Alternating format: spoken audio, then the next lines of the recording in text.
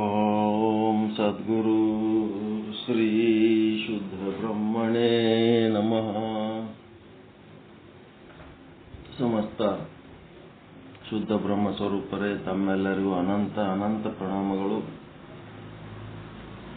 ಶ್ರೀ ವಿಚಾರ ಸಾಗರ ಸಾಧು ಶ್ರೀ ನಿಶ್ಚಲ್ ದಾಸಿಯವರ ಕೃತಿ ತರಂಗ 5 ಮಧ್ಯಮ ಅಧಿಕಾರಿ ಅದೃಷ್ಟಿ ಮಹಾರಾಜರಿಗೆ ಉಪದೇಶ 252ನೇ ವಿಷಯಾಂಕ.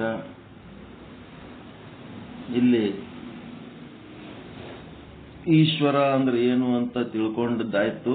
ಆ ಈಶ್ವರ ಈ ಜಗತ್ತನ್ನ ಹೇಗೆ ಸೃಷ್ಟಿ ಮಾಡ್ತಾನ, ಯಾವುದರಿಂದ ಸೃಷ್ಟಿ ಮಾಡ್ತಾನ, ಅವನಿಗೆ ಜಗತ್ತು ಸೃಷ್ಟಿ ಮಾಡಬೇಕಾದ್ರೆ ಯಾವ ಕಾರಣದಿಂದ ಆತ ಈ ಜಗತ್ತು ಸೃಷ್ಟಿ ಮಾಡ್ತಾನ ಅನ್ನೋಂಥ ವಿಚಾರ ಇಲ್ಲಿ ಹೇಳ್ತಾ ಇದ್ದಾರೆ. 155ನೇ ದೋಹಾದ ವಿಶ್ಲೇಷಣೆನೇ ಮುಂದುವರಿತಾ ಇದೆ. 5-252-155 ಇಲ್ಲೇನ್ ಮಾಡ್ಯಾರ, ಸೃಷ್ಟಿಯ ಪೂರ್ವದಲ್ಲಿ ಅಂದರೆ ಮೊಟ್ಟ ಮೊದಲು ನಾನು ಏಕನಾಗಿದ್ದೆ, ನಾನು ಬಹುರೂಪನಾಗಬೇಕು ಅಂತ ಈಶ್ವರನಲ್ಲಿ ಇಚ್ಛೆಯಾಗುತ್ತದೆ. ಎದಕ್ಕೆ ಕಾರಣ? ಸೃಷ್ಟಿಯ ಪೂರ್ವದಲ್ಲಿ ಇರುವ ಜೀವರುಗಳ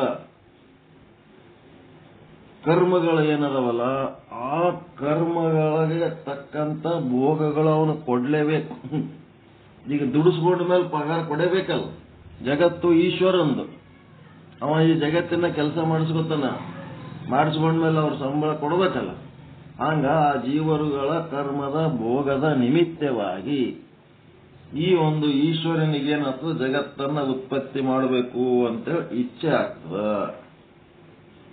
ಆ ಫಲ ಅಂತಂದ್ರೆ ಪಗಾರ ಇದ್ದಂಗ, ಕರ್ಮ ಅಂದ್ರೆ ಕೆಲಸ ನೌಕರಿ ಇದ್ದಂಗ. ಇದು ಇರೋದೇ ಇಷ್ಟೇ. ಅವನಿಗೆ ಏನಾಗಬೇಕಾಗ್ತದ, ಏಕ ಇದ್ದವ ಬಹುರೂಪ, ಈಶ್ವರ ಏಕ. ಆದ್ರೆ ಏನಾದವ, ಈಶ್ವರ ಬಹುರೂಪ ಆಗಿ ಏನೇನಾದ,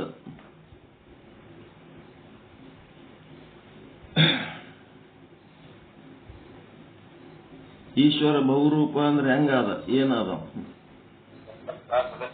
84 ಲಕ್ಷ ಜೀವರಾಶಿಗಳ ದೇಹದ ರೂಪ ತಾಳದ ತಾನೇ.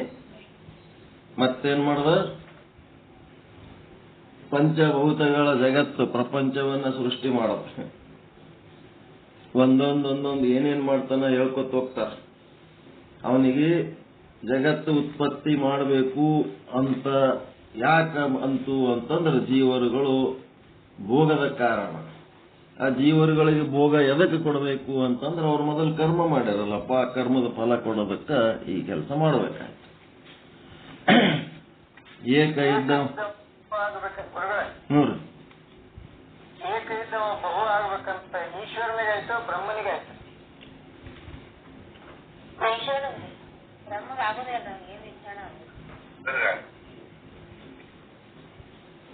ಬ್ರಹ್ಮಗ ಅನೇಕ ಪ್ರಶ್ನೆನೇ ಬರಲ್ಲ. ಅವ ಬ್ರಹ್ಮ ಒಂದೇ ಅದ. ನಾವು ಯಾವಾಗ ಅವನ ಬಲ್ಲಿ ಯಾವ ವ್ಯವಹಾರ ಇಲ್ಲ, ಅವನ ಬಲ್ಲಿ ಕರ್ಮಗಳು ಇಲ್ಲ, ಭೋಗಗಳು ಇಲ್ಲ, ಏನೇನು ಇಲ್ಲ. ನಾವು ಶುದ್ಧ ಬ್ರಹ್ಮ.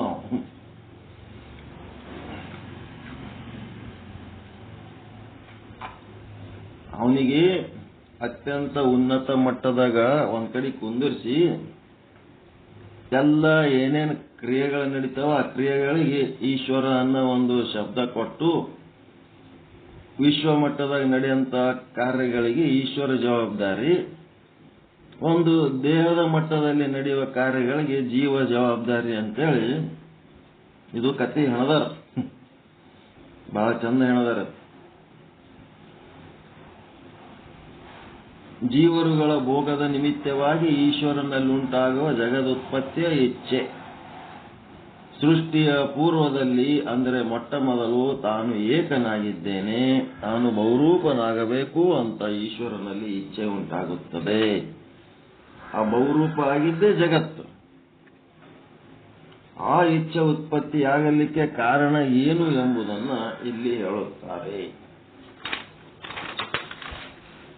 ವರ್ತಮಾನ ಸೃಷ್ಟಿಗಿಂತ ಪೂರ್ವ ಸೃಷ್ಟಿಯಲ್ಲಿನ ಜೀವರುಗಳು ಮಾಡಿದ ಪಾಪ ಪುಣ್ಯ ಕರ್ಮಗಳಿಗೆ ಅನುಸಾರವಾಗಿ ಸುಖ ದುಃಖ ಭೋಗಗಳನ್ನು ಕೊಡುವುದಕ್ಕೋಸ್ಕರ ಈ ಜಗತ್ತು ಸೃಷ್ಟಿ ಮಾಡಬೇಕೆಂಬ ಇಚ್ಛೆ ಈಶ್ವರನಲ್ಲಿ ಉಂಟಾಗುತ್ತದೆ.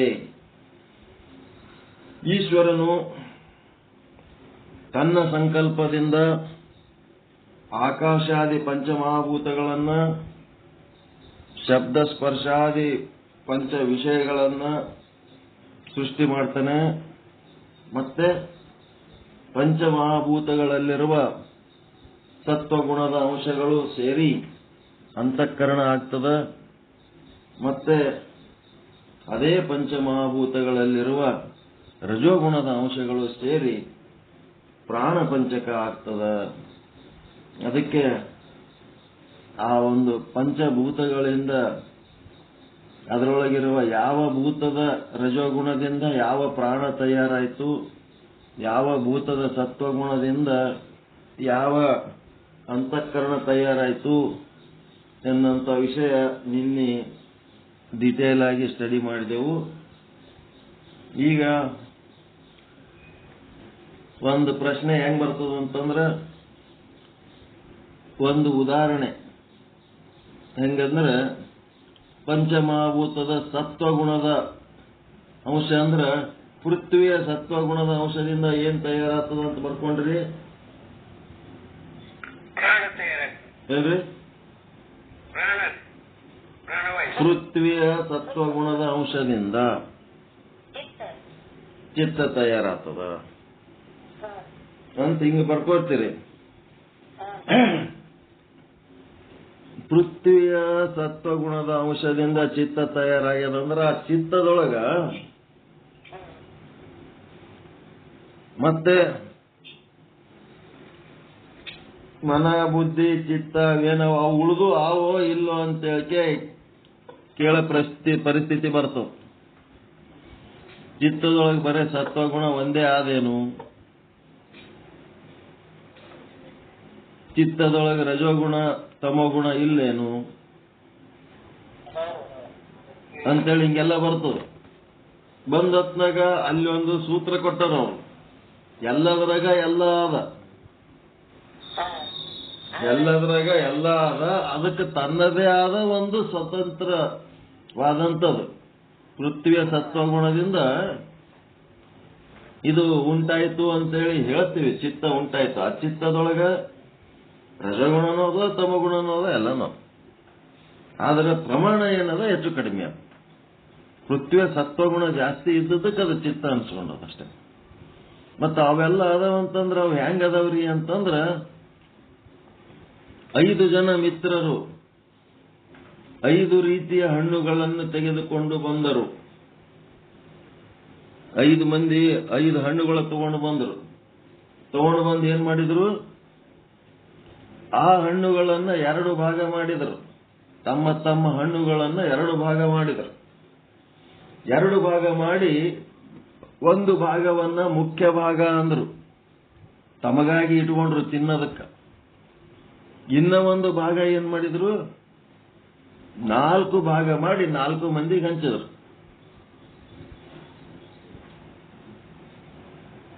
4 ಭಾಗ ಮಾಡಿ 4 ಮಂದಿಗೆ ಹಂಚಿದ್ರು. ಈಗ ಟಿಫನ್ ಡಬ್ಬಿ ಒಯ್ದಿರ್ತೀರಿ ನೋಡು, ಊಟ ಮಾಡಾಗ 2 ಡಬ್ಬಿ ಮ್ಯಾಲೊಂದು ತೆಳಗೊಂದು 2 ಡಬ್ಬಿ ಇರ್ತಾವ. ಏನ್ ಮಾಡ್ತೀರಿ, ಅದು ಒಂದು ಡಬ್ಬಿ ಖಾಲಿ ಮಾಡಿ ಅರ್ಧ ಅದ್ರಾಗ ಹಾಕ್ತೀರಿ, ಇನ್ನು ಅರ್ಧ ನೀವು ತಿನ್ನೋದಕ್ಕೆ ಅರ್ಧ ಇಟ್ಕೋತೀರಿ. ಅರ್ಧ ಖಾಲಿ ಮಾಡಿದ್ದರೊಳಗ ಅರ್ಧ ಹಾಕಿರ್ತೀರಲ್ಲ, ಅದ್ರಾಗಿಂದ ಏನ್ ಮಾಡ್ತೀರಿ, ಎಲ್ಲರಿಗೆ 4 ಮಂದಿಗೆ ಹಂಚ್ತೀರಿ. ನೀವು ಅರ್ಧ ನೀವು ತಿಂತೀರಿ. ನೀವು ಯಾವಾಗ ತಿಂತೀರಿ ಅರ್ಧ, ಅದು ನಿಮ್ಮದು ಮುಖ್ಯ ಭಾಗ. ಮತ್ತ ಅವ್ರದೂ 4 ಮಂದಿದೂ ನಿಮಗೆ ಬರ್ತದ ಇಲ್ಲ, ನಿಮ್ಮದು 4 ಮಂದಿಗೆ ಹೋಗ್ತದ, 4 ಮಂದಿದು ಒಂದು ಭಾಗ ನಿಮಗೂ ಬರ್ತಿರ್ತದ. ಹಿಂಗಾಗಿ ಎಲ್ಲರೂ ಎಲ್ಲ ಹಣ್ಣುಗಳು ತಿಂದಂಗ, ಎಲ್ಲರೂ ಎಲ್ಲ ಊಟ ಮಾಡ್ದಂಗ. ಆದ್ರೆ ಅದು ಫಸ್ಟ್ ಅರ್ಧ ಏನ್ ಇಟ್ಕೊಂಡಿರ್ತಾರೋ ಅದು ಅವರ ಮುಖ್ಯ ಭಾಗ. ಸತ್ವಗುಣದ ಪೃಥ್ವಿಯ ಸತ್ವಗುಣ ಅರ್ಧ ಅರ್ಧ ಅದೇ ಅದ ಸತ್ವಗುಣ ಅದ. ಇನ್ನು ಅರ್ಧದೊಳಗೆ ಏನದ ರಜೋ ತಮ ಏನೇನದೋ ಅವೆಲ್ಲ ಇನ್ನು ಅರ್ಧದಾಗ ಅದಾವು. ಬೇರೆ ಗುಣಗಳು ಇರ್ತಾವ. ಈಗ ನಿಮಗೆ ಕಲ್ಲು ನೋಡ್ಲಿಕ್ಕೆ ಕಾಣಿಸ್ತದ, ಆ ಕಲ್ಲಿನೊಳಗೆ ಸತ್ವ ರಜ ತಮ ಆದ ಇಲ್ಲ. ನೀವು ಮೂರು ಗುಣ ಎಲ್ಲದ್ರಾಗ ಅದಾವ. ಪ್ರಕೃತಿಯ ಪ್ರತಿಯೊಂದು ಅಣುವಿನಲ್ಲಿ ಸತ್ವ ರಜ ತಮ ಅದ. ಅದೇನದ ಸತ್ವಗುಣ ರಜಗುಣ ಎರಡೂ ಕಡಿಮೆ ಅದ, ತಮೋ ಗುಣ ಜಾಸ್ತಿ ಅದ. ಅದ್ರೊಳಗೆ ಪೃಥ್ವಿ ಒಳಗೆ ಸತ್ವ ರಜ ಕಡಿಮೆ ಅದ. ಮತ್ತೆ ಸತ್ವಗುಣ ಮನುಷ್ಯರಲ್ಲಿ ಅವ್ದ್ರಾಗ ಇದ್ದಟ್ಟು ಸತ್ವಗುಣ ನಿಮಗಾದೇನು? ಸತ್ವಗುಣ ಅಂತಂದ್ರೆ ನಿರ್ವಿಕಾರ. ಎಷ್ಟು ವರ್ಷ ಬಂದ್ರು ಗುಡ್ಡ ಹೆಂಗಿರ್ಬೇಕು ಹಂಗೆ ಇರ್ತದ. ಅದೇನ್ರ ವಿಕಾರ ಆಗ್ತದೇನೋ, ಚೇಂಜ್ ಆಗ್ತದ್ರಿ? ಇದ್ದಂಗೆ ಇರ್ತದಿಲ್ಲ. ಗುಡ್ಡ ಬೆಟ್ಟ ಯಾವಾಗಾದ್ರೂ ನಾವೇನ್ ಚೇಂಜ್ ಆಗ್ತಾವ? ಅಲ್ಲಿ ಸತ್ವಗುಣ ಜಾಸ್ತಿ ಅದ, ನಿರ್ವಿಕಾರಿಯಾಗಿ ಅದವು. ರಜೋಗುಣ ಇಲ್ಲ ಅಷ್ಟೇ. ಮನುಷ್ಯನಲ್ಲಿ ಒಂದು ಚೂರು ಮಾತಿನಾಗ ಹೆಚ್ಚು ಕಡಿಮೆ ಆಯ್ತಂದ್ರೆ ಮಾರಿ ಸಣ್ಣದಾಗ್ತದ, ಇಲ್ಲ ಮಾರಿ ಅರಳುತ್ತದ. ಯಾಕಂದ್ರೆ ಸತ್ವಗುಣ ಕಡಿಮೆ ಅದ. ಅದನ್ನ ನಾವು ಬೆಳೆಸ್ಕೋಬೇಕಾಗಿದ್ದಿಲ್ಲ. ಅದೇ ನಮ್ಗಿರೋ ಚಾಲೆಂಜ್. ನಮ್ಮಲ್ಲಿ ಸತ್ವಗುಣ ಬೆಳೆಸ್ಕೊಂಡ್ಬಿಟ್ಟೇವಂತಂದ್ರ ಗುಡ್ಡ ಹೆಂಗ ಕಲ್ಲು ಹೆಂಗ ಯಾವ ಕಾಲಕ್ಕೆ ಹೋದ್ರೂ ಒಂದೇ ಆಕಾರ ಇರ್ತದ, ಹಂಗ ನಾವು ಒಂದೇ ಆಕಾರ ಆಗಿಬಿಡ್ಬೇಕು. ಹಾಗಿದ್ದೇವಂತಂದ್ರೆ ಮನಸ್ಸು ಚಂದ ಇರ್ತದ, ಆರೋಗ್ಯನೂ ಚಂದ ಇರ್ತದ. ಸಣ್ಣ ಸಣ್ಣ ವಿಷಯಕ್ಕೆ ತಲೆ ಕೆಡಿಸ್ಕೊಂಡು ಕಿರಿಕಿರಿ ಮಾಡ್ಕೊತಿದ್ದೇವಂತಂದ್ರೆ ಏನಾಗ್ತದ? ವಿಕಾರಿ. ಅಲ್ಲಿ ಸತ್ವಗುಣ ಇಲ್ಲ. ಅದು ಆಯುಷ್ಯ ಕಡಿಮೆ ಆಗ್ತದ, ಮಾನಸಿಕ ನೆಮ್ಮದಿ ಹಾಳಾಗ್ತದ, ಜೀವನ ಕಷ್ಟ ಆಗ್ತದೆ.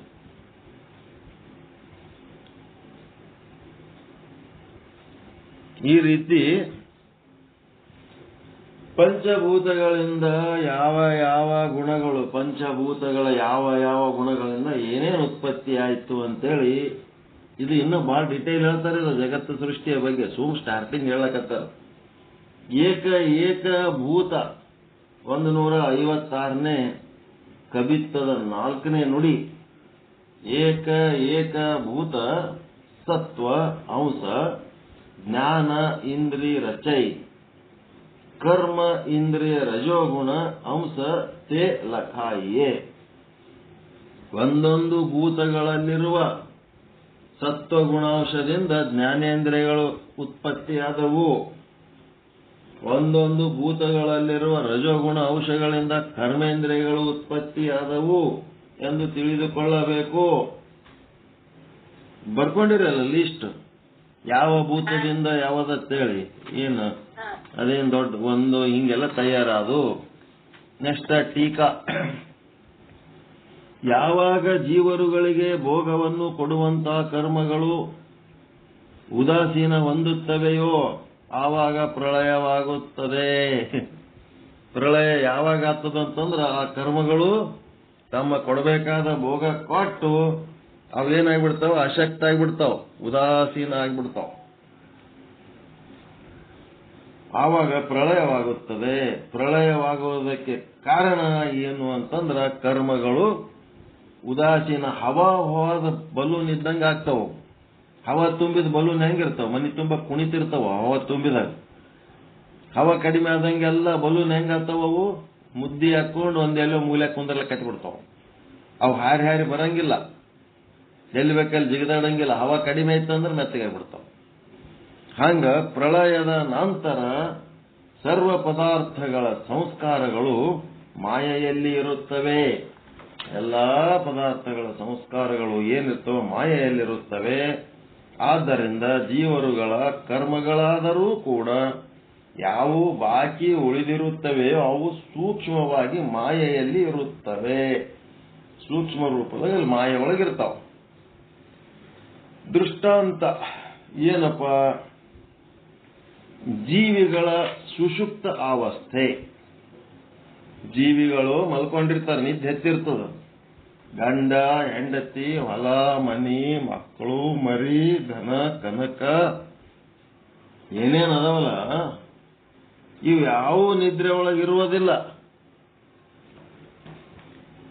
ಇವು ನಿದ್ರೆ ಹತ್ತಿದಾಗ ಇವೇನಾರ ಬರ್ತಾವೇನ? ಏನಾರ ದನ ಕರ ಬೇಕಾದಂತ ಖರ್ಚು ಮಾಡಿ ಆಕಳು ಎಮ್ಮಿ ಖರೀದಿ ಮಾಡಿ ತಂದು ಕಟ್ಕೊಂಡಿರ್ತೀರಿ.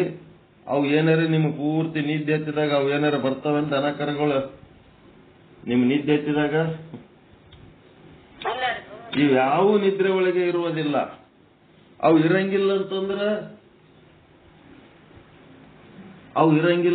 ಅವು ಇಲ್ದಂಗ ಆಗಿರ್ತಾವೇನು? ಇರ್ತಾವ. ಅವಾಗ ಆ ಸಂದರ್ಭದಲ್ಲಿ ಇಲ್ಲವ ಅಷ್ಟೇ. ಇವು ಯಾವ ನಿದ್ರೆ ಒಳಗೆ ಇರೋದಿಲ್ಲ.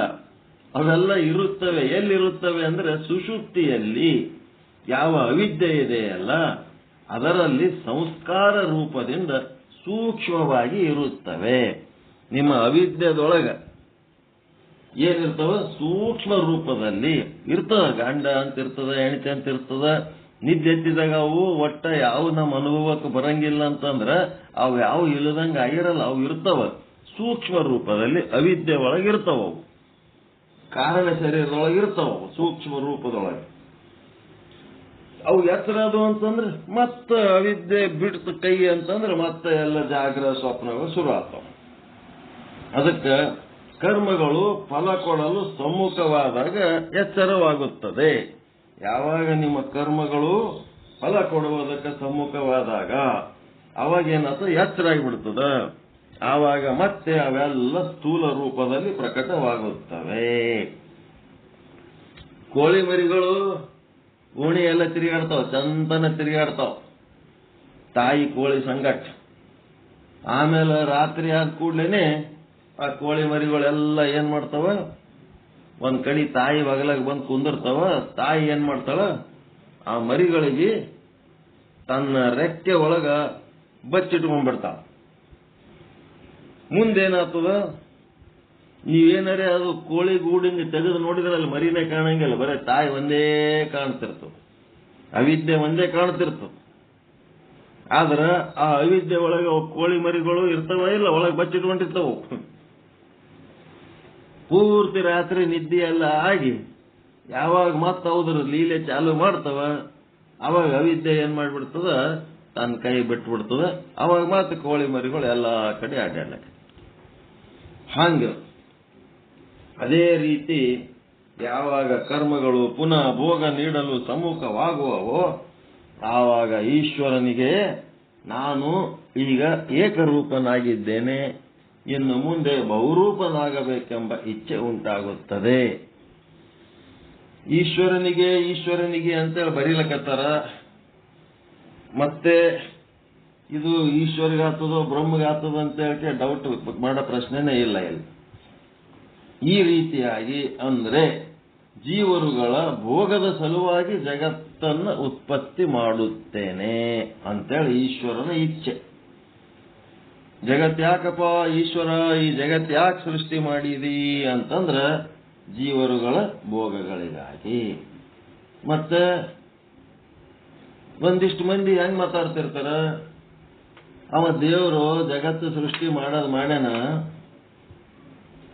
ಎಷ್ಟು ಯದ್ವ ಸೃಷ್ಟಿ ಮಾಡ್ಯಾನ ನೋಡು, ಅದ್ರೊಳಗೆ ಒಂದು ಏನು ಸರಿಯಾದ ಕ್ರಮ ಇಲ್ಲ, ಒಂದು ರೀತಿ ನೀತಿ ಇಲ್ಲ, ಹೆಂಗ್ ಬೇಕು ಹಂಗೆ ಅದ ಇದು ಜಗತ್ತ ಅಂತ. ಅದು ಯದ್ವ ಜಗತ್ತು ಯಾಕಾಗ್ಯದ? ಆ ಜಗತ್ತು ಸೃಷ್ಟಿಗೆ ಕಾರಣ ಯಾವುದು?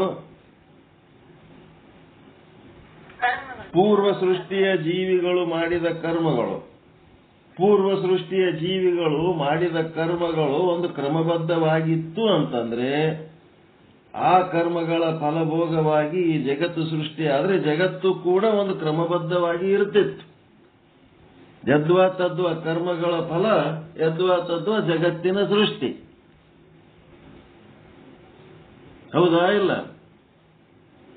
ರೊಟ್ಟಿ ಯಾಕೆ ಕರ್ಗಾಗ್ಯವ, ರೊಟ್ಟಿ ಯಾಕೆ ದಪ್ಪ ಆಗ್ಯವ, ರೊಟ್ಟಿ ಯಾಕೆ ರುಚಿ ಇಲ್ಲ, ನೀ ಎಂತ ಜಾಳ ತಂದು ಕೊಟ್ಟಿದಿ ಅಂತ ರೊಟ್ಟಿ ಮಾಡಿನಂತಳಕ್ಕೆ ಈಶ್ವರ ರೊಟ್ಟಿ ಬಡಿಯವಿದ್ದಂಗ ಆಟೆ. ಅದ್ರಾಗೆ ನಾ ರುಚಿ ಹಾಕದಿರ್ತದೇನೋ ಅಂತಳಕ್ಕೆ. ಗಂಡ ಎಂತ ಜೋಳ ತಂದಿಡ್ತಾನ, ಹೆಂಡತಿ ಅಂತ ಜೋಳದ್ದೇ ರೊಟ್ಟಿ ಮಾಡ್ಬೇಕಲ್ಲ. ಹಂಗ ರೊಟ್ಟಿ ಚಲೋ ಇಲ್ಲ, ಊಟ ಚಲೋ ಇಲ್ಲ, ರುಚಿ ಇಲ್ಲ ಅಂತಂದ್ರ ಅದಕ್ಕೆ ಕಾರಣ ಅಡಿಗೆ ಮಾಡಿದಕ್ಕಿ ಒಂದು ಸ್ವಲ್ಪ ಕಾರಣ ಇರ್ತಾಳ. ಆದ್ರ ಆ ತಂದ ಪದಾರ್ಥಗಳು ಅವು ಎಂತ ಕ್ವಾಲಿಟಿ ಇರ್ತಾವ ಅಂತ ಕ್ವಾಲಿಟಿ ಆಹಾರ ತಯಾರಾಗ್ತಾವ. ಎಂತ ಕ್ವಾಲಿಟಿ ಕರ್ಮ ಮಾಡಿವಿ ಅಂತ ಕ್ವಾಲಿಟಿ ಜಗತ್ತು. ಜಗತ್ತು ಕೆಟ್ಟದ ಅಂತಂದ್ರೆ ಅದರ ಅರ್ಥ ಮೊದಲು ಮಾಡಿದ ಕರ್ಮಗಳು ಕೆಟ್ಟ ಕರ್ಮ ಮಾಡಿದ್ದಕ್ಕೆ ಈಗ ಜಗತ್ತು ಕೆಟ್ಟ ಕೂತದೆ. ಜೀವನಗಳು ಕೆಟ್ಟವೇ ಇರ್ತಾರೆ. ಏನ್ರಿ? ಜೀವನಗಳು ಕೆಟ್ಟವೇ ಇರ್ತಾರೆ. ಜೀವರುಗಳು ಮಾಡಿದ ಕೆಟ್ಟ ಕರ್ಮಗಳ ಫಲವಾಗಿ ಈ ಜಗತ್ತು ಕೆಟ್ಟ ಜಗತ್ತು ತಯಾರಾಗ್ಯದ. ಕೆಟ್ಟವರೇ ಇರ್ತಾರೆ, ಒಳ್ಳೆಯವರು ಇರ್ತಾರೆ ಅಂತಲ್ಲ. ಅಲ್ಲಿ ವಿವೇಕ ಗುರುವಿನ ಬಳಿ ಇದ್ದು ಯಾರು ಸಾಧನೆ ಮಾಡ್ತಾರ ಅವರಲ್ಲಿ ವಿವೇಕ ಉಂಟಾಗಿ ಅವರು ಸುಜ್ಞಾನ, ಸದ್ಭಾವ, ಸತ್ಕ್ರಿಯಾಶೀಲರಾಗಿ ಒಳ್ಳೆ ಕರ್ಮ ಮಾಡಿರ್ತಾರ. ಅಂಥವ್ರಿಗೆ ಒಳ್ಳೆ ಜೀವನ, ಒಳ್ಳೆ ಫಲಭೋಗಗಳು ಈ ಜಗತ್ತಿನಾಗ ಸಿಗ್ತಾವ.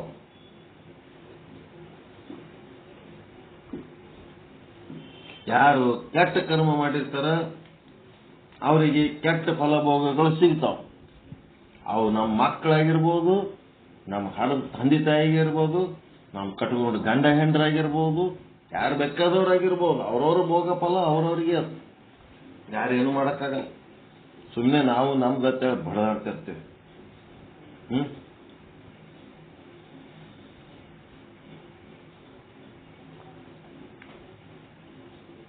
ಜೀವರುಗಳು ಪುಣ್ಯ ಮಾಡಿದರೆ ಅವರಿಗೆ ಒಳ್ಳೆ ಶಾಸ್ತ್ರಗಳು, ಒಳ್ಳೆ ಗುರುಗಳು ಸಿಗ್ತಾರ. ಸಿಕ್ಕಾಗ ಒಳ್ಳೆ ಜ್ಞಾನ ಸಿಗ್ತದ. ಎತ್ತುಗಳು ಮತ್ತು ನಂದಿಗಳಂತ ಬೇರೆ ಇರ್ತಾವ. ನಂದಿ ಹೆಂಗಿರ್ತಾನ? ಈಶ್ವರನ ಮುಂದೆ ಕೂತಿರ್ತಾನ ಅವ ನಂದಿ. ಎತ್ತುಗಳು ಏನಿರ್ತಾವ? ಗಳೆ ಕಟ್ಟಕ್ ಹಚ್ಬೇಕು ಅಷ್ಟೇ. ಅವಕ್ಕ ಜ್ಞಾನಕ್ಕ ಬಹಳ ದೂರ ಇರ್ತಾವ. ಎತ್ತುಗಳ ಮುಂದೆ ಹೋಗಿ ಕೂತು ನೀವು ಭಗವದ್ಗೀತೆ ಓದಿದ್ರೆ ನಾನೇನ್ ಮಾಡ್ಲಿ ಅಂತದವ್. ಎಲ್ಲೇರ ಕಣಿಕೆ ಇದ್ರ ತಂದು ಹಾಕು, ತಿಂತೀನಿ ಅಂತ, ತಿಂತೀನಿ, ಕೆಲಸ ಮಾಡ್ತೀನಿ, ಹೆಂಡಿ ಹಾಕ್ತೀನಿ ಅಂತದ ಅಷ್ಟೇ. ಅದು ಮಂದಿ ಇತ್ತು ಅಂತಂದ್ರ ಅದೇನ್ ಮಾಡ್ತದ? ಜ್ಞಾನ ಕೇಳ್ತದ. ಈಶ್ವರನ ಮುಂದೆ ಕುಳಿತು ಜ್ಞಾನ ಕೇಳ್ತದ ಅದು ನಂದಿ. ಅದಕ್ಕೆ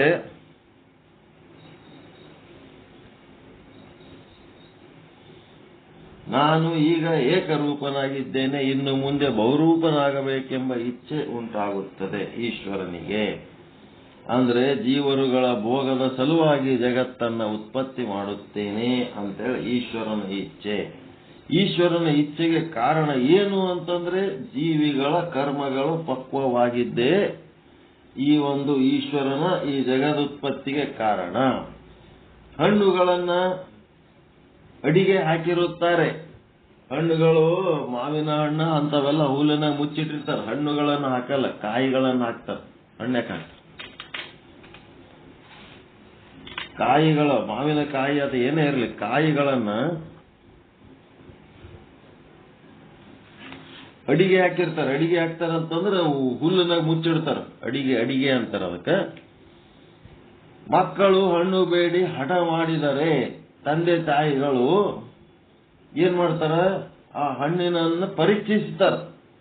ಅದು ಹಣ್ಣು ಆಗ್ಯದೋ ಇಲ್ಲೋ, ಏನೋ ಕಾಯಿ ಆದ ಅಂತೇಳಿ ಮುಟ್ಟಿ ನೋಡ್ತಾರ.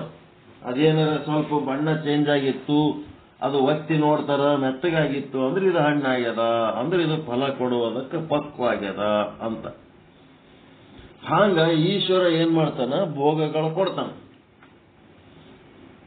ಈಶ್ವರ ಭೋಗ ಕೊಡೋದು ಹೆಂಗಿರ್ತದಂತಂದ್ರೆ ಕ್ಷತ್ರಿಯರ ಮನಿಯೊಳಗೆ ಏನಿರ್ತಾವ? ಗೋಡೆಗಳಿಗೆಲ್ಲ ಖಡ್ಗ, ಡಾಲು, ಗದೆ ಎಲ್ಲ ಯುದ್ಧ ಸಾಮಗ್ರಿಗಳು ಗೋಡೆಗೆಲ್ಲ ಸಿಗಿಸಿರ್ತಾರ ಅವ್ರ ಮನಿಯೊಳಗೆ. 3 ವರ್ಷದ ಕೂಸಿರ್ತದ. ಅದು ಏನ್ ಬೇಡ ಹೇಳ್ತಿರ್ತದ ಅಂತಂದ್ರ ಖಡ್ಗವನ್ನ ಬೇಡ ಹೇಳ್ತಿರ್ತದ, ಗದೆಯನ್ನ ಬೇಡ ಹೇಳ್ತಿರ್ತದ. ಆ ಆಯುಧಗಳು ಚಂದ ಕಂಡು ಅವು ಬೇಕು ನನಗಂತೇಳಿ ಅಳ್ತಿರ್ತದ. ಆ 3 ವರ್ಷದ ಕೂಸು ಗದೆ ಬೇಕು ಅಂತೇಳಿ ಹತ್ತತು, ಖಡ್ಗ ಬೇಕು ಅಂತ ಅಳ್ತದಂದ್ರ ಆ ತಾಯಿ ಅವು ಕೊಡ್ತಾಳೇನ್ರಿ? ಆ ಖಡ್ಗ ಬೇಕು ಕೊಡು ಹತ್ರ ತಾಯಿ ಕೊಡ್ತಾಳ? ಕೊಡಂಗಿಲ್ಲ. ಏನಾರ ಮಾಡಿ ಅದ್ರ ಮೂಡ್ ಚೇಂಜ್ ಮಾಡಿ ಹಂಗ ಮಾಡಿ ಊಟ ಮಾಡಿಸಿ ಬೆಳೆಸ್ತಾವ. ಮುಂದ ಅದೇ ಹುಡುಗ ಒಂದು 16 ವರ್ಷ 18 ವರ್ಷ ಆದ್ಮೇಲೆ ನೀ ಕ್ಷತ್ರಿಯರ ಮನೆ ಒಳಗೆ ಹುಟ್ಟಿದಿ, ಈ ಆಯುಧಗಳನ್ನ ತಗೊಂಡು ಯುದ್ಧ ಮಾಡಿ ಈ ಸಮಾಜವನ್ನು ರಕ್ಷಿಸುವಂತ ಜವಾಬ್ದಾರಿ ನಿನ್ನ ಮೇಲೆ ಆದ ಅಂತೇಳಿ ಅವನಿಗೇನ್ ಮಾಡ್ತಾರೆ, ಅದೇ ತಾಯಿ ಆ ಖಡ್ಗವನ್ನು ಅವನ ಕೈಗೆ ಕೊಡ್ತಾಳೆ. ಈ ಗದೆ, ಖಡ್ಗ, ಏನೇನು ಆಯುಧಗಳದಾವ ಇವೆಲ್ಲ ತಗೊಂಡು ಗುರುವಿನ ಬಳಿ ಹೋಗಿ ಚೆನ್ನಾಗಿ ತರಬೇತಿ ಹೊಂದಿ ವೈರಿಗಳನ್ನ ಮಟ್ಟ ಹಾಕುವಂತ ಶಕ್ತಿ ಸಾಮರ್ಥ್ಯಗಳನ್ನು ಸಂಪಾದಿಸಿಕೊಳ್ಳುವಂತ ಅದೇ ತಾಯಿನೇ ಏನ್ ಮಾಡ್ತಾಳ, ಕೊಡ್ತಾಳ. ಹಾಗೆ ನಾವು ಈ ಜಗತ್ತಿನೊಳಗ ಏನೋ ಸಂಕಲ್ಪ ಮಾಡಿ ಏನೋ ಬೇಡಿಕೆಗಳನ್ನ ಇಡ್ತೀವಿ. ಖರೆ ಅವು ಬೇಡಿಕೆಗಳು ಆ 3 ವರ್ಷದ ಕೂಸ ಖಡ್ಗ ಬೇಡದಂಗಿತ್ತು ಅಂತಂದ್ರ ಈಶ್ವರ ಎಂದು ಕೊಡಂಗಿಲ್ಲ. 3 ವರ್ಷದ ಕೂಸು ಖಡ್ಗ ಬೇಡಿದ್ರೆ ತಾಯಿ ಹೆಂಗ ಕೊಡಂಗಿಲ್ಲ, ಹಂಗ ನಮ್ಮದನ್ನು ಇನ್ನ ಕರ್ಮ ಫಲ ಪಕ್ವ ಆಗಿರ್ಲಾರ್ದಾಗ ನಾವ್ ಏನಾರ ಬೇಡಿದೇವಂದ್ರೆ ಅವಾಗ ಅದು ಸಿಗಂಗಿಲ್ಲ, ಕೊಡಂಗಿಲ್ಲ.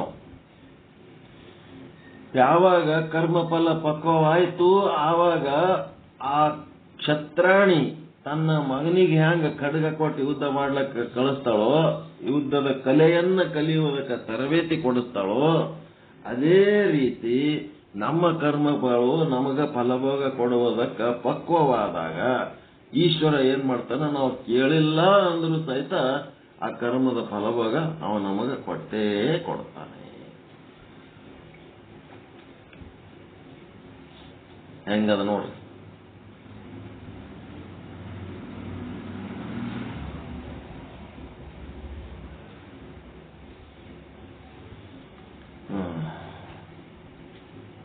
ಗೊತ್ತಾಯ್ತ್ರ ನಾವು ಬೇಡಿದ್ದು ಯಾಕೆ ಕೊಡಲ್ಲ ಈಶ್ವರ ಅಂತ? ಕರ್ಮದ ಫಲ ಪಕ್ವ ಆಗಿರಂಗಿಲ್ಲ. ಹಣ್ಣು ಪಕ್ವ ಆದ್ಮೇಲೆ ತಂದೆ ತಾಯಿಗಳು ಮಕ್ಕಳಿಗೆ ಹೆಂಗ ತಿನ್ನಕ ಕೊಡ್ತಾರ, ಹಂಗ ನಮ್ಮ ಕರ್ಮದ ಫಲ ಪಕ್ವ ಆಗ್ಲಾರ್ದಾಗ ಅವ ಕೊಡಂಗಿಲ್ಲ. ಆ ಕರ್ಮದ ಫಲ ಪಕ್ವವಾಗಿ ಭೋಗ ಕೊಡ್ಲಕ್ಕೆ ಯಾವಾಗ ತಯಾರಾಗಿರ್ತದ ಅವಾಗ ಈಶ್ವರ ಅದಕ್ಕೆ ಸಂಬಂಧಪಟ್ಟಂತ ಜಗತ್ತು ಸೃಷ್ಟಿ ಮಾಡಿ ಆ ಭೋಗ ಅವ ಕೊಟ್ಟು ಬಿಡ್ತಾನ.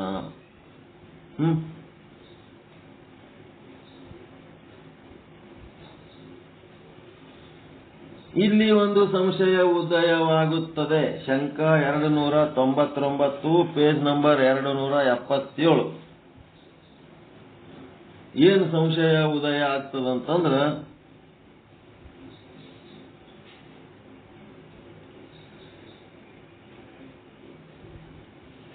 ದುಃಖವನ್ನು ಮತ್ತು ದುಃಖದ ಸಾಧನಗಳನ್ನ ನಿವೃತ್ತಿ ಮಾಡಿಕೊಳ್ಳುವ ನಿಮಿತ್ತವಾಗಿಯೂ ಅಥವಾ ಸುಖವನ್ನ ಸುಖದ ಸಾಧನಗಳನ್ನ ಪ್ರಾಪ್ತಿ ಮಾಡಿಕೊಳ್ಳುವ ನಿಮಿತ್ತವಾಗಿಯೂ ಇಚ್ಛೆ ಉಂಟಾಗುತ್ತದೆ. ಈಶ್ವರ ಇಚ್ಛೆ ಆಗಲಿಕ್ಕೆ ಕಾರಣವೇನು? ಅನ್ಯ ವಸ್ತುಗಳ ಉಂಟಾಗುವುದಿಲ್ಲ. ಇದು ನಿಯಮವಿರುತ್ತದೆ. ಇದು ಜಗದ ನಿಯಮ. ಏನ್ ಹೇಳ್ತಾನ? ಆದರೆ ಈಶ್ವರನಿಗೆ ದುಃಖವಾಗಲಿ ದುಃಖದ ಸಾಧನವಾಗಲಿ ಇರುವುದಿಲ್ಲ. ಈಶ್ವರನ ಇಚ್ಛೆಗೆ ಕಾರಣ ದುಃಖ, ದುಃಖದ ಸಾಧನವಾದ ನಿವೃತ್ತಿಗಾಗಿ ಯಾದರೂ ಇರಬೇಕು ಅಥವಾ ಸುಖ ಸಾಧನ ಪ್ರಾಪ್ತಿಗಾಗಿ ಇರಬೇಕು. ಆದರೆ ಈಶ್ವರನಲ್ಲಿ ದುಃಖ ಮತ್ತು ದುಃಖದ ಸಾಧನ ನಿವೃತ್ತಿಯ ಇಚ್ಛೆ ಸಂಭವಿಸುವುದಿಲ್ಲ.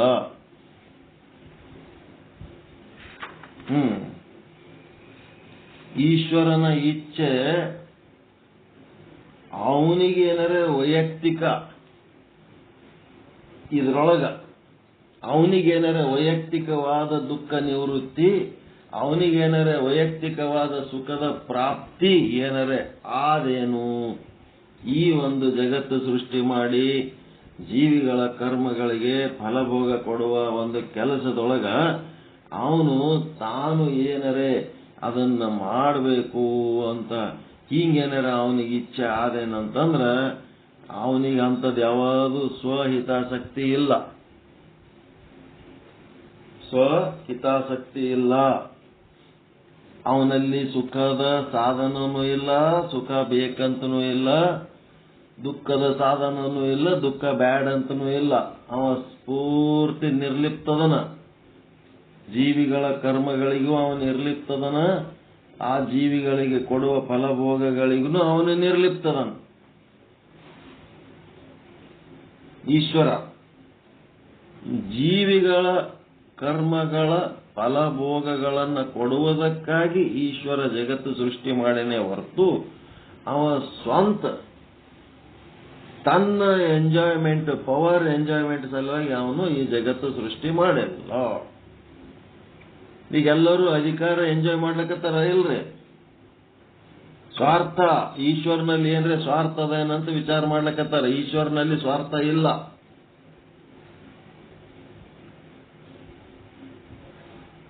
ಈಗ ಎಲ್ಲರೂ ಅಧಿಕಾರದ ಕುರ್ಚಿ ಮೇಲೆ ಕುಂದ್ರದು ಯಾವ ಉದ್ದೇಶಕ್ಕೆ ಹೇಳ್ರಿ?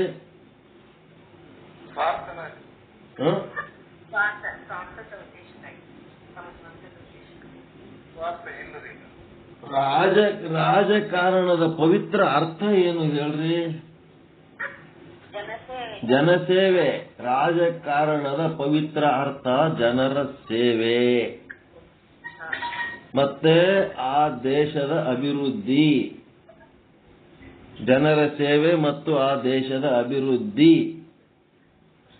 ಅಂಥದ್ದು ಅದು ರಾಜಕಾರಣದ ಪವಿತ್ರವಾದ ಅರ್ಥ.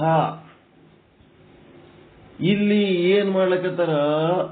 ಆ ಒಂದು ಪವಿತ್ರವಾದ ಅರ್ಥವುಳ್ಳಂತ ಒಂದು ಕುರ್ಚಿ ಮೇಲೆ ಕುಂತು ಜನರ ಸೇವೆ ಮಾಡೋದರ ಬದಲಿ ಜನರು ಕಟ್ಟಿದ ತೆರಿಗೆ, ಜನರ ಒಂದು ಪರಿಶ್ರಮದ ಫಲ ಏನ್ ಮಾಡ್ಲಕತ್ತಾರ? ಸ್ವಾರ್ಥಿಗಳು ತಮ್ಮ ಮನಸ್ಸಿಗೆ ಬಂದಂಗ ಬಿರ್ರಿ ಅದನ್ನ ಖರ್ಚು ಮಾಡಿ ಏನ್ ಮಾಡ್ಲಕತ್ತಾರ? ಹಾಳು ಮಾಡ್ಲಕತ್ತಾರ.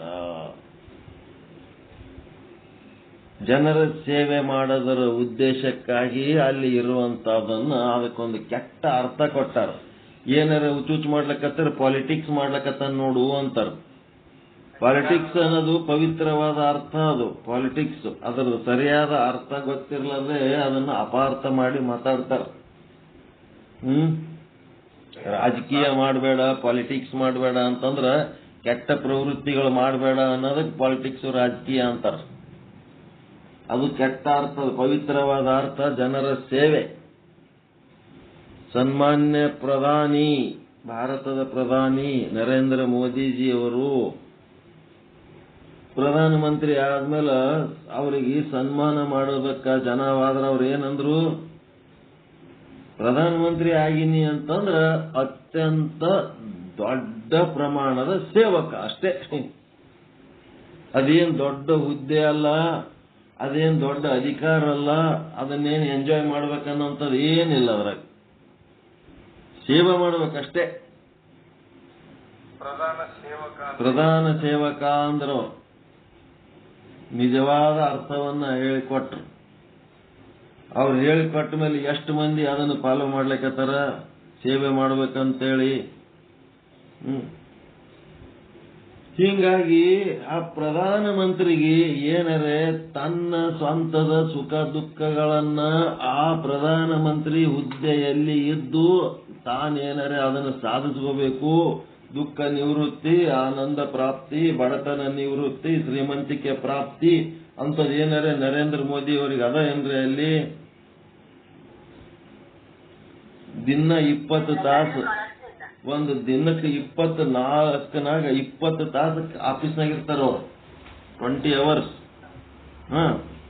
20 ತಾಸು ಆಫೀಸ್ನಾಗ ಇರ್ತಾರ. ಇದ್ದು ದೇಶದ ಅಭಿವೃದ್ಧಿ ಬಗ್ಗೆ, ದೇಶದ ಜನರ ಕ್ಷೇಮದ ಬಗ್ಗೆ ಅವರಿಗೆ ಪ್ರೀತಿಸಲಿ, ದ್ವೇಷಿಸಲಿ, ಟೀಕಿಸಲಿ, ಪ್ರಶಂಸಿಸಲಿ, ಏನ್ ಮಾಡಿದ್ರು ಸಹಿತ ಅವರೆಲ್ಲರೂ ನಮ್ಮ ದೇಶದ ಪ್ರಜೆಗಳು ಅಂತೇಳಿ ನಿಸ್ವಾರ್ಥ ಭಾವನೆಯಿಂದ ಎಲ್ಲರನ್ನ ರಕ್ಷಣೆ ಮಾಡಿಕೊಂಡು ಎಲ್ಲರ ಜೀವನದ ಬಗ್ಗೆ ಅವರು ಚಿಂತನೆ ಮಾಡ್ಕೊಂಡು ಹೋಗ್ಲಕತ್ತಾರ. ಮತ್ತ ಈಶ್ವರನಿಗೂ ಈ ನರೇಂದ್ರ ಮೋದಿ ಅವರಿಗೆ ಏನು ವ್ಯತ್ಯಾಸ? ಈಶ್ವರನೇ ನರೇಂದ್ರ ಮೋದಿ ರೂಪದಲ್ಲಿ ದೇಶವನ್ನ ಕಾಪಾಡಲು ಬಂದಾನೆ ಅಂತ ಹೇಳಕ್ಕೆ ಅನ್ಸಂಗಿಲ್ಲ.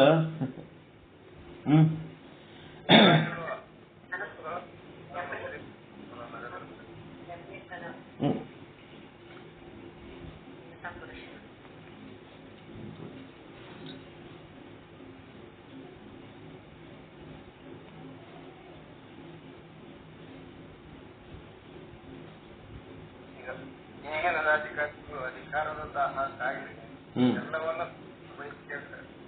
ಅದೇ ಮತ್ತ ಮಲಜೀವಿಗಳಂತರ ಸ್ವಾರ್ಥಕ್ಕಾಗಿ ಕುಳಿತು ಸ್ವಾರ್ಥ ಸಾಧನೆ ಮಾಡೋರು ಅವರು ಈಶ್ವರನ ಸಂಬಂಧ ಅಲ್ಲವೇ ಅಲ್ಲ. ಅವರೆಲ್ಲ ಮಲಜೀವಿಗಳು. ಈಶ್ವರನ ಕುರ್ಚಿ ಮೇಲೆ ಕುಂತು ಮಲಜೀವಿಗಳು ಮಲಜೀವನ ಮಾಡ್ತಿರ್ತಾರೆ ಅಷ್ಟೇ. ಅದು ವ್ಯವಸ್ಥೆನೇ ಮಲಿನ ವ್ಯವಸ್ಥೆಯಾಗಿ ಕುಂತು ಬಿಟ್ಟದ. ಅದಕ್ಕೆ ಸ್ವಚ್ಛ ಆಗಂತ ಕಾಲ ಬರ್ತದ. ಇವರೇ ಎಲ್ಲರೂ ನೆಟ್ಟಗಾಗಿ ಮತ್ತೆ ಒಳ್ಳೆ ರಾಜಕಾರಣಿಗಳಾಗ್ತಾರೆ. ಅದಕ್ಕೆಲ್ಲ ಟೈಮ್ ಬರ್ಬೇಕು.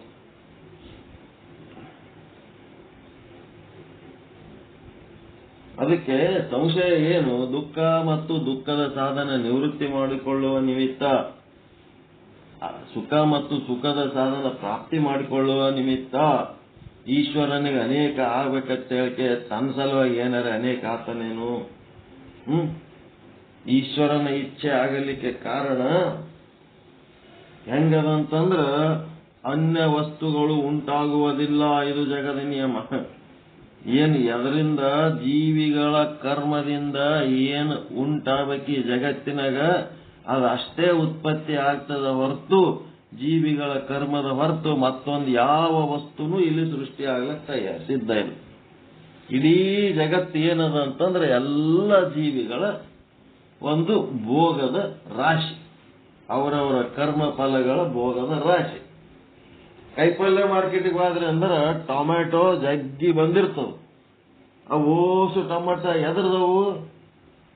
ಆ ಊರನ ಜನರು ಎಲ್ಲರೂ ಕೂಡಿ ಊಟ ಮಾಡ್ಲಕ್ಕಿರೋಂಥದ್ದು ಟೊಮೆಟೊದ ಭೋಗದ ರಾಶಿ.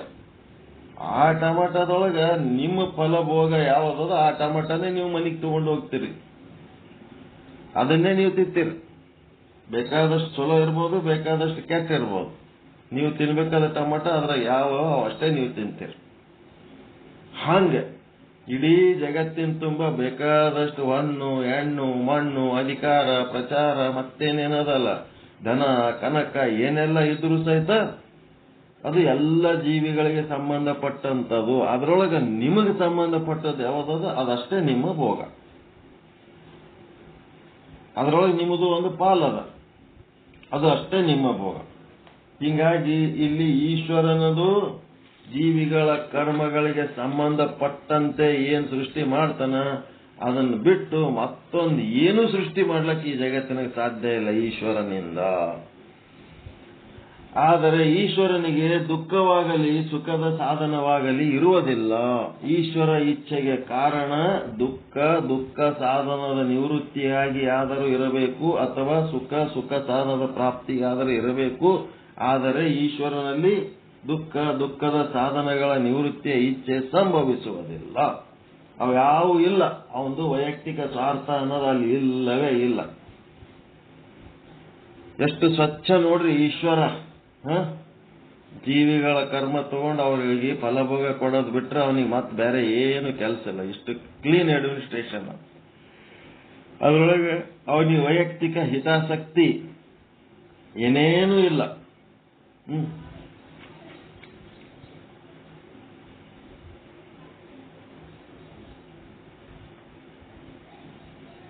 ಯಾವುದರಿಂದಾದರೂ ಸರ್ವದರಿಂದಾದರೂ ಈಶ್ವರನು ಪೂರ್ಣ ಕಾಮನಿರುತ್ತಾನೆ. ಆದ್ದರಿಂದ ಆತನಿಗೆ ಸುಖದ ಸಾಧನಗಳ ಪ್ರಾಪ್ತಿ ಮಾಡಿಕೊಳ್ಳಬೇಕೆಂಬ ಇಚ್ಛೆಯಾದರೂ ಕೂಡ ಸಂಭವಿಸುವುದಿಲ್ಲ. ಅವ ಪೂರ್ಣ ಕಾಮ ಅಂತಂದ್ರೆ ಸಂತೃಪ್ತದನೋ. ಸಂತೃಪ್ತಿದ್ದವನಿಗೆ ಇನ್ನೇನು ಇಚ್ಛೆ ಬೇಕು? ಏನು ಬೇಕಾಗಿಲ್ಲ. ಪೂರ್ಣ ಕಾಮ, ನಿಷ್ಕಾಮ. ಈಶ್ವರನಲ್ಲಿ ಯಾವ ಇಚ್ಛೆಗಳು ಇರಂಗಿಲ್ಲ. ಪೂರ್ಣ ಕಾಮ ಇದ್ದವನು ಏನಾಗ್ತಾನೆ? ಏನು ಬೇಕಾಗಿಲ್ಲ ಅವನಿಗೆ. ಅವನು ನಿಷ್ಕಾಮ ಆಗಿಬಿಡ್ತಾನೆ. ಸಂತೃಪ್ತಿ ಇದ್ದವನೇ ನಿಷ್ಕಾಮ ಆಗೋದು. ಆದರೆ ನೀವು ಹೇಳುತ್ತಿರುವಿರಿ ಈಶ್ವರನಿಗೆ ಇಚ್ಛೆಯಾಯಿತು ಅಂತ. ಇದು ಅಸಂಭವ. ಈಶ್ವರನಿಗೆ ಇಚ್ಛೆ ಯಾಕಾಗ್ತದ? ಇದು ಅಸಂಭವ. ಅವ ಯಾಕ ಅನೇಕ ಆಗಬೇಕು ಅಂತೇಳಿ ಹಿಂಗೆ ಡೌಟ್ ಇತ್ತು ಅಂತಂದ್ರೆ, ಯಾವ ಉದ್ದೇಶ ಇಲ್ಲದಿದ್ದರೂ ಇಚ್ಛೆಯಾಗುತ್ತದೆ. ಉದ್ದೇಶ ಇರಲೇಬೇಕೆಂಬ ನಿಯಮವಿಲ್ಲ. ಇಚ್ಛೆ ಆಗೋದಕ್ಕೆ ಏನಾರ ಉದ್ದೇಶ ಬೇಕನ್ರಿ? ದಿನ ಏಸೋ ಇಚ್ಛೆಗಳಾಗ್ತಿರ್ತಾವ. ಅದ್ರ ಹಿಂದೆ ಏನಾದ್ರು ಉದ್ದೇಶ ಇರಬೇಕೆ ಅಂತ ಏನು ನಿಯಮ ಇಲ್ಲ. ಇಚ್ಛೆ ಆಗೋದಕ್ಕ ನಿಯಮ ಇದು ಅದಕ್ಕೆ ಉದ್ದೇಶ ಇರಬೇಕು ಅನ್ನೋಂಥದ್ದು ಏನೂ ಇಲ್ಲ. ದಿನ ಏನೇನೋ ಇಚ್ಛೆಗಳಾಗ್ತಿರ್ತಾವ, ಅದರ ಉದ್ದೇಶ ಇಟ್ಕೊಂಡೇ ಇಚ್ಛೆ ಆಗ್ತಾವೇನೇನಿಲ್ಲ. ಅದಕ್ಕೆ ಹೆಂಗ ಉದಾಹರಣೆ ಕೊಡ್ತಾರ, ಬಾಲಕನಿಗೆ ಆಟವಾಡಬೇಕು, ವಿನೋದ ಮಾಡಬೇಕು ಎಂಬ ಇಚ್ಛೆಯಾಗುತ್ತದೆ. ಹಾಗೆಯೇ ತನ್ನ ಚಿತ್ತಕ್ಕೆ ಆಹ್ಲಾದ ರೂಪ ಸುಖವನ್ನು ಪ್ರಾಪ್ತಿ ಮಾಡಿಕೊಳ್ಳಬೇಕೆಂಬ ನಿಮಿತ್ತವಾಗಿ ಹೇಗೆ ಇಚ್ಛೆಯಾಗುತ್ತದೆಯೋ ಅದರಂತೆ ಪೂರ್ಣ ಕಾಮನಾದ ಈಶ್ವರನಿಗೆ ಆಹ್ಲಾದ ರೂಪ ಸುಖ ಪ್ರಾಪ್ತಿಯ ಇಚ್ಛೆಯೂ ಕೂಡ ಸಂಭವಿಸುವುದಿಲ್ಲ. ಸಣ್ಣ ಹುಡುಗರು ಎಂಜಾಯ್ ಮಾಡ್ಬೇಕಂತೇಳಿ ನಾನಾ ರೀತಿ ಲೀಲೆಗಳು ಮಾಡ್ತಿರ್ತಾವ. ಅಂತ ಇಚ್ಛೆ ಸಹಿತ ಈಶ್ವರನಿಗಿಲ್ಲ. ಅವನಿಗೆ ಖುಷಿ ಪಡಬೇಕು ಅನ್ನೋದು ಇಲ್ಲ, ದುಃಖ ಪಡಬೇಕು ಅನ್ನೋದು ಇಲ್ಲ. ಈ ಜಗತ್ತಿನ ಜೀವಿಗಳು ಪಡುವ ಸುಖ ದುಃಖಗಳಿಗೆ ಅವ ಖುಷಿನೂ ಪಡಲ್ಲ, ದುಃಖನೂ ಪಡಲ್ಲ. ಅವನು ಈ ಒಂದು ಫೀಲಿಂಗ್ಲಿಂತ ದೂರದನು. ಬಾಲಕನಿಗೆ ಆಹ್ಲಾದದ ಅಪೇಕ್ಷೆಯಾದರೂ ಇದೆ, ಆದರೆ ಈಶ್ವರನು ಪೂರ್ಣ ಕಾಮನಿದ್ದಾನೆ, ನಿಷ್ಕಾಮನಿದ್ದಾನೆ, ಸಂತೃಪ್ತನಿದ್ದಾನೆ. ಆದ್ದರಿಂದ ಈಶ್ವರನಲ್ಲಿ ಇಂಥ ಇಚ್ಛೆಗಳು ಸಂಭವಿಸುವುದಿಲ್ಲ. ಅದಕ್ಕೆ ಈ ಸಂಶಯಗಳಿಗೆ ಸಮಾಧಾನ ಏನ್ ಹೇಳ್ತಾರಂತಂದ್ರೆ, ಯಾವ ಪ್ರಕಾರ ಕಲ್ಪವೃಕ್ಷವು ಅನ್ಯ ಪುರುಷರ ಸಂಕಲ್ಪ ರೂಪ ನಿಮಿತ್ತದಿಂದ ತನ್ನ ಸ್ವಭಾವಕ್ಕನುಸಾರವಾಗಿ ಬೇಡಿದ ಫಲಗಳನ್ನು ಕೊಡುತ್ತದೆಯೋ ಅದರಂತೆಯೇ ಫಲಗಳನ್ನು ಕೊಡುವುದಕ್ಕೆ ಸಮ್ಮುಖವಾದ ಯಾವ ಜೀವರುಗಳ ಅದೃಷ್ಟ ರೂಪ ನಿಮಿತ್ತದಿಂದ ತನ್ನ ಸ್ವಭಾವಾನುಸಾರವಾಗಿ ಈಶ್ವರನಾದರೂ ಇಚ್ಛಾ ಜ್ಞಾನ ಮತ್ತು ಪ್ರಯತ್ನಗಳನ್ನು ಮಾಡುತ್ತಾನೆ. ಈ ಕಲ್ಪವೃಕ್ಷ, ಕಾಮಧೇನು, ಚಿಂತಾಮಣಿ ಇವೆಲ್ಲ ಏನಂತಿರಲ್ಲ, ಕಾಮಧೇನು ಕಾಮಿಸಿದ್ದನ್ನು ಕೊಡ್ತಾನೆ, ಚಿಂತಾಮಣಿ ಚಿಂತಿಸಿದ್ದು ಕೊಡ್ತಾನೆ, ಕಲ್ಪವೃಕ್ಷ ಕಲ್ಪಿಸಿದ್ದನ್ನು ಕೊಡ್ತಾವ. ಹಿಂಗ ಇವೆಲ್ಲ ಏನದವ ಅದವಲ್ಲ, ಹಂಗ ಇಲ್ಲಿ ಅವು ಕೊಡ್ತಾವ. ಅವದ್ರಲಿಂತ ಕೊಡದೆ ಅವದ್ರ ಸ್ವಭಾವ, ಕೊಡದೆ ಅವದ್ರದ್ದು ಸ್ವಭಾವ. ಕೊಟ್ಟದ್ದಕ್ಕ ಏನು ಉಪಕಾರ ಇಲ್ಲ, ಹೆಚ್ಚಾಯ್ತನ್ನಂಗಿಲ್ಲ, ಕಡಿಮೆ ಐತನ್ನಂಗಿಲ್ಲ.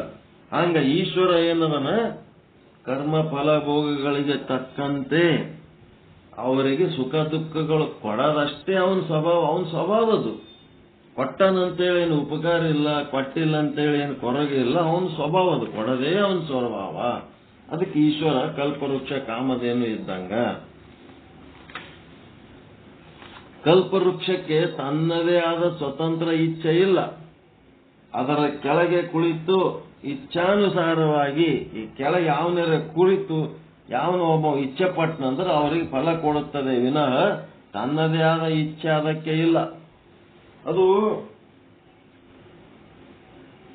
ಹೆಂಗಪ್ಪ ಅಂತಂದ್ರ ದಾರ್ಯಾಗ ಹೋಗೋನಿಗೆ ಸುಮ್ನೆ 10 ರೂಪಾಯಿ ತಗೋ ಅಂತೇಳಿ ಕೊಡಂಗಿಲ್ಲ. ಅದು ಕಲ್ಪವೃಕ್ಷದ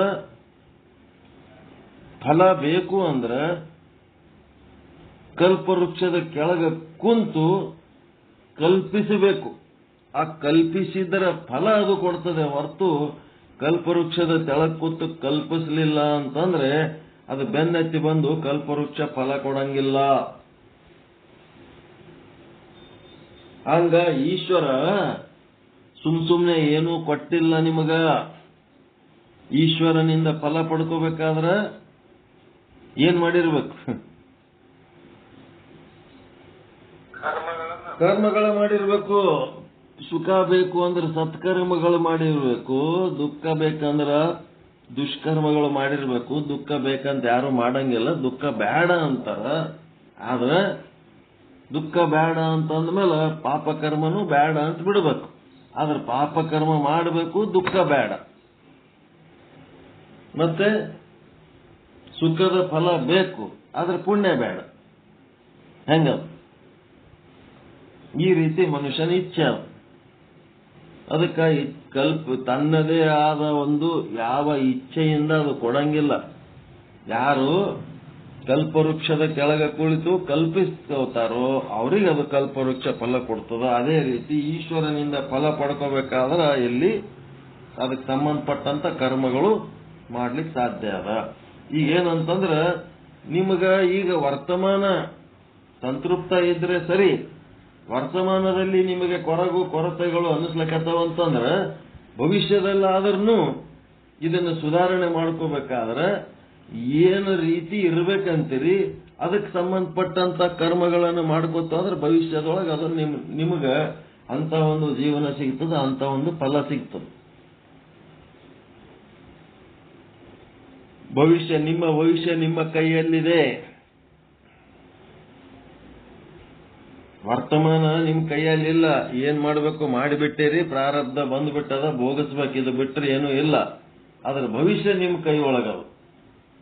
ಮುಂದಿನ ಭವಿಷ್ಯ ಹೆಂಗಿರ್ಬೇಕು ಅಂತಂದ್ರೆ ಅದಕ್ಕೆ ಸಂಬಂಧಪಟ್ಟಂತ ಕರ್ಮಗಳು ಹೀಗೆ ಮಾಡಿದ್ರಿ ಅಂದ್ರೆ ಆ ಕರ್ಮಗಳು ನಿಮಗೆ ಫಲ ಕೊಡ್ತಾವ. ಆ ಕರ್ಮಗಳು ಫಲ ಕೊಡುವಾಗ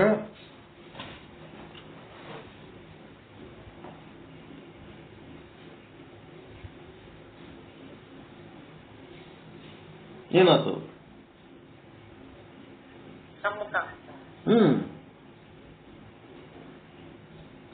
ಫಲ ಕೊಡುವಾಗ ನಿಮ್ಮ ಇಚ್ಛೆಯಂತೆ ಜೀವನ ನಿರ್ಮಾಣ ಆಗ್ತದಲ್ಲಿ.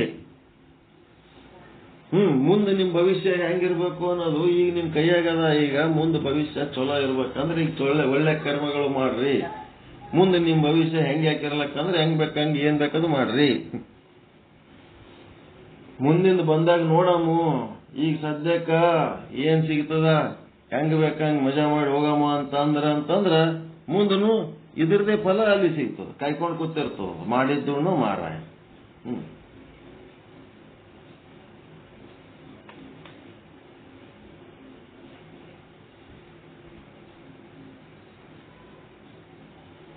ಅದರಂತೆಯೇ ಈಶ್ವರನ ಒಂದು ವ್ಯವಸ್ಥೆ ಗೊತ್ತಾಗ್ಲಿಕ್ಕತ್ತದ ನಿಮಗ. ಈಶ್ವರನಿಗೆ ಪಾಪ ಪುಣ್ಯ ಮಾಡೋದ್ರಾಗನು ಏನು ಅವಂದು ಪಾಲು ಇಲ್ಲ, ಸುಖ ದುಃಖದ ಫಲ ಕೊಡೋದ್ರಾಗನು ಅವಂದು ಏನು ಪಾಲಿಲ್ಲ. ಅದ್ರೊಳಗೆ ಅವಂದೇನು ಹಿತಾಸಕ್ತಿ ಇಲ್ಲ, ವೈಯಕ್ತಿಕ ಹಿತಾಸಕ್ತಿ ಇಲ್ಲ. ಮತ್ತ ಅವನು ಯಾರಿಗೂ ಸುಮ್ನೆ ಏನು ಕೊಡಲ್ಲ. ವಚನದಾಗ ಆದಲ್ರಿ, ಧರಣಿಯ ಮೇಲೊಬ್ಬ ಹಿರಿದಪ್ಪ ಅಂಗಡಿಯ ನಿಕ್ಕಿ ಕುಳ್ಳಿರ್ದ ನಮ್ಮ ಮಹಾದೇವ ಶೆಟ್ಟಿ. ಕಾಣಿಯ ಸೊಲ್ಲ ಅರ್ಧ ಕಾಣಿಯಾಗೆಲ್ಲ. ಒಂದು ಚೂರು ಆ ಕಡೆ ಆಗ್ಲಾರ್ದಂಗೆ ಅಕ್ಯುರೇಟ್ ಅವ್ರವ್ರ ಕರ್ಮದ ಫಲ ಕೊಡ್ತಾನ. ಸುಮ್ನೆ ಒಂದಿಟ್ಟು ಏನಾದ್ರೆ ತಗೋ ತಿನ್ನತ್ತೇಳ ಏನು ಕೊಡಂಗಿಲ್ಲ ಎಕ್ಸ್ಟ್ರಾ. ಈ ಬಜಾರ್ದ ಕೆಲವರು ಮಾಡ್ತಿರ್ತಾರೆ ನೋಡ್ರಿ, ಸ್ಯಾಂಪಲ್ ತೋರಿ ತಿನ್ರಿ ಅಂತೇಳಿ ಮೊದಲು ಒಂದಿಟ್ಟು ತಿನ್ನಿಸಿ ಆಮೇಲೆ ಕಿಲೋಗಟ್ಲೆ ಖರೀದಿ ಮಾಡ್ಲಿಕ್ಕೆ ಹಚ್ತಾರಲ್ಲ, ಹಂಗ ಅವ ಏನು ಸ್ಯಾಂಪಲ್ ಕೊಡಲ್ಲ. ಅವ ಏನ್ ಮಾಡಬೇಕು, ಕರ್ಮ ಮಾಡ್ತಿ ಫಲ ತಗೋ ನಡಿ ಅಂತಾನ. ಅದರಂತೆ ಫಲವನ್ನು ಕೊಡುವುದಕ್ಕೆ ಸಮ್ಮುಖವಾದ ಯಾವ ಜೀವರುಗಳ ಅದೃಷ್ಟ ರೂಪ ನಿಮಿತ್ತದಿಂದ ತನ್ನ ಸ್ವಭಾವಕ್ಕನುಸಾರವಾಗಿ ಈಶ್ವರನಾದರೂ ಕೂಡ ಇಚ್ಛಾ ಜ್ಞಾನ ಪ್ರಯತ್ನಗಳನ್ನು ಮಾಡುತ್ತಾನೆ. ತನ್ನ ಇಚ್ಛೆ, ತನ್ನ ಜ್ಞಾನ, ತನ್ನ ಪ್ರಯತ್ನದ ಮೂಲಕ ಆ ಜೀವಿಗಳ ಕರ್ಮಕ್ಕೆ ತಕ್ಕಂತೆ ಏನ್ ಫಲ ಕೊಡಬೇಕು, ಅವನ ಇಚ್ಛೆ ಜ್ಞಾನ ಪ್ರಯತ್ನಗಳು ಎದಕ್ಕಪ್ಪ ಅಂತಂದ್ರೆ ಈ ಜೀವಿಗಳ ಕರ್ಮಗಳಿಗೆ ತಕ್ಕಂತೆ ಫಲ ಕೊಡುವುದಕ್ಕೆ ಹೊರತು ತನ್ನ ವೈಯಕ್ತಿಕ ಹಿತಾಸಕ್ತಿ ಅಥವಾ ರಾಗದ್ವೇಷಗಳು ಅವನಲ್ಲಿ ಏನು ಇಲ್ಲ. ಈಗ ಒಬ್ಬನಿಗೆ ಮರಣದಂಡನೆ ಶಿಕ್ಷೆ ವಿಧಿಸ್ಯಾರ ಅಂತಂದ್ರ ಆ ಮರಣದಂಡನೆ ಶಿಕ್ಷೆ ವಿಧಿಸುವಾಗ ಅವನಿಗೆ ಊರ್ಲಾಕಿ ಕೊಲ್ಲಲಿಕ್ಕೆ ಒಬ್ಬನಿಗೆ ನೇಮಿಸಿರ್ತಾರೆ ಸರ್ಕಾರ. ಅವನು ಸರ್ಕಾರದ ಡ್ಯೂಟಿ ಅಂತೇಳಿ ಪಗಾರ ತಿಂತೀನಿ, ಅವ್ರು ಹೇಳಿದ್ದು ಕೇಳ್ಬೇಕಂತೇಳಿ ಅಷ್ಟೇ ಅವ ಡ್ಯೂಟಿ ಮಾಡಿದನು ಅಂತಂದ್ರೆ ಅದು ಕರ್ಮದ ಫಲ ಅವನಿಗೇನು ಅಂಟಂಗಿಲ್ಲ. ಅದು ಬಿಟ್ಟು ಇವ ಜೈಲ್ನಾಗಿದ್ದಾಗ ನನಗೆ ಹಂಗ್ ಮಾತಾಡ್ತಿದ್ದ, ಹಿಂಗ್ ಮಾತಾಡ್ತಿದ್ದ, ಇವನಿಗೆ ಬೇಷಾಗದ ಮಗನಿಗೆ ಅಂತೇಳಿ ಅವನು ಸಾವಿಗೆ ಇವ ಖುಷಿ ಪಟ್ಟು ಇವನು ದ್ವೇಷದಿಂದ ಗಲ್ಲಿಗೇರ್ತಿದ್ನ ಅಂದ್ರ ಅವ ಸತ್ತ ಕರ್ಮ ಯಾರಿಗ್ ಬರ್ತದ? ಗಲ್ಲಿಗೇರಿದವನಿಗೆ ಬರ್ತದ. ಯಾಕಂದ್ರೆ ಅವ ದ್ವೇಷ ಸಾಧಿಸ್ಯಾನ ಅದ್ರೊಳಗ. ಅದು ಆಗಬಾರ್ದು, ರಾಗ ದ್ವೇಷಗಳು ಇರಬಾರ್ದು. ಕರ್ತವ್ಯ ಅಂತ ಅಷ್ಟೇ ಮಾಡ್ಬೇಕು. ಈಶ್ವರ ಕೂಡ ಹಂಗೆ ಮಾಡ್ತಾನ, ಕರ್ತವ್ಯ ಅಂತ ಮಾಡ್ತಾನ. ಅವನ ಇಚ್ಛೆ, ಅವನ ಜ್ಞಾನ, ಅವನ ಪ್ರಯತ್ನ ಏನದ, ಜೀವರುಗಳಿಗೆ ಅವರ ಕರ್ಮಕ್ಕೆ ತಕ್ಕಂತ ಫಲಗಳನ್ನ ಕೊಡುವುದೇ ಅವನ ಪ್ರಯತ್ನ ಆಗ್ಯದ. ಈಶ್ವರನಿಗೆ ಕೆಲಸ ಹಚ್ಚಿದ್ದು ಈಶ್ವರನ ಇಚ್ಛೆಗಳಲ್ಲ. ಈಶ್ವರನಿಗೆ ಕೆಲಸ ಹಚ್ಚಿದ್ದು ಈಶ್ವರನ ಇಚ್ಛೆಗಳಲ್ಲ.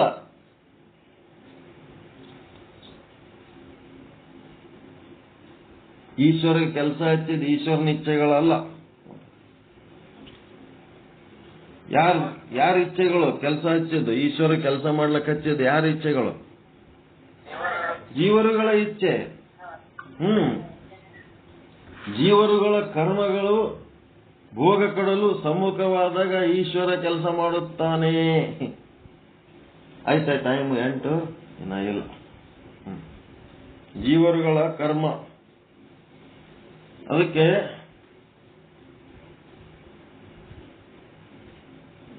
ಯಾವ ರೀತಿ ಕಲ್ಪವೃಕ್ಷಕ್ಕೆ ಸ್ವತಂತ್ರವಾದ ಇಚ್ಛೆ ಇರುವುದಿಲ್ಲವೋ, ಯಾವ ರೀತಿ ಕಲ್ಪವೃಕ್ಷಕ್ಕೆ ಸ್ವತಂತ್ರವಾದ ಇಚ್ಛೆ ಇರುವುದಿಲ್ಲವೋ, ಜೀವಿಗಳ ಇಚ್ಛೆಯ ಮೇರೆಗೆ ಫಲಗಳನ್ನು ಕೊಡುತ್ತದೆಯೋ, ಅದೇ ರೀತಿ ಈಶ್ವರನಿಗೆ ಸ್ವತಂತ್ರವಾದ ಇಚ್ಛೆ ಇಲ್ಲ.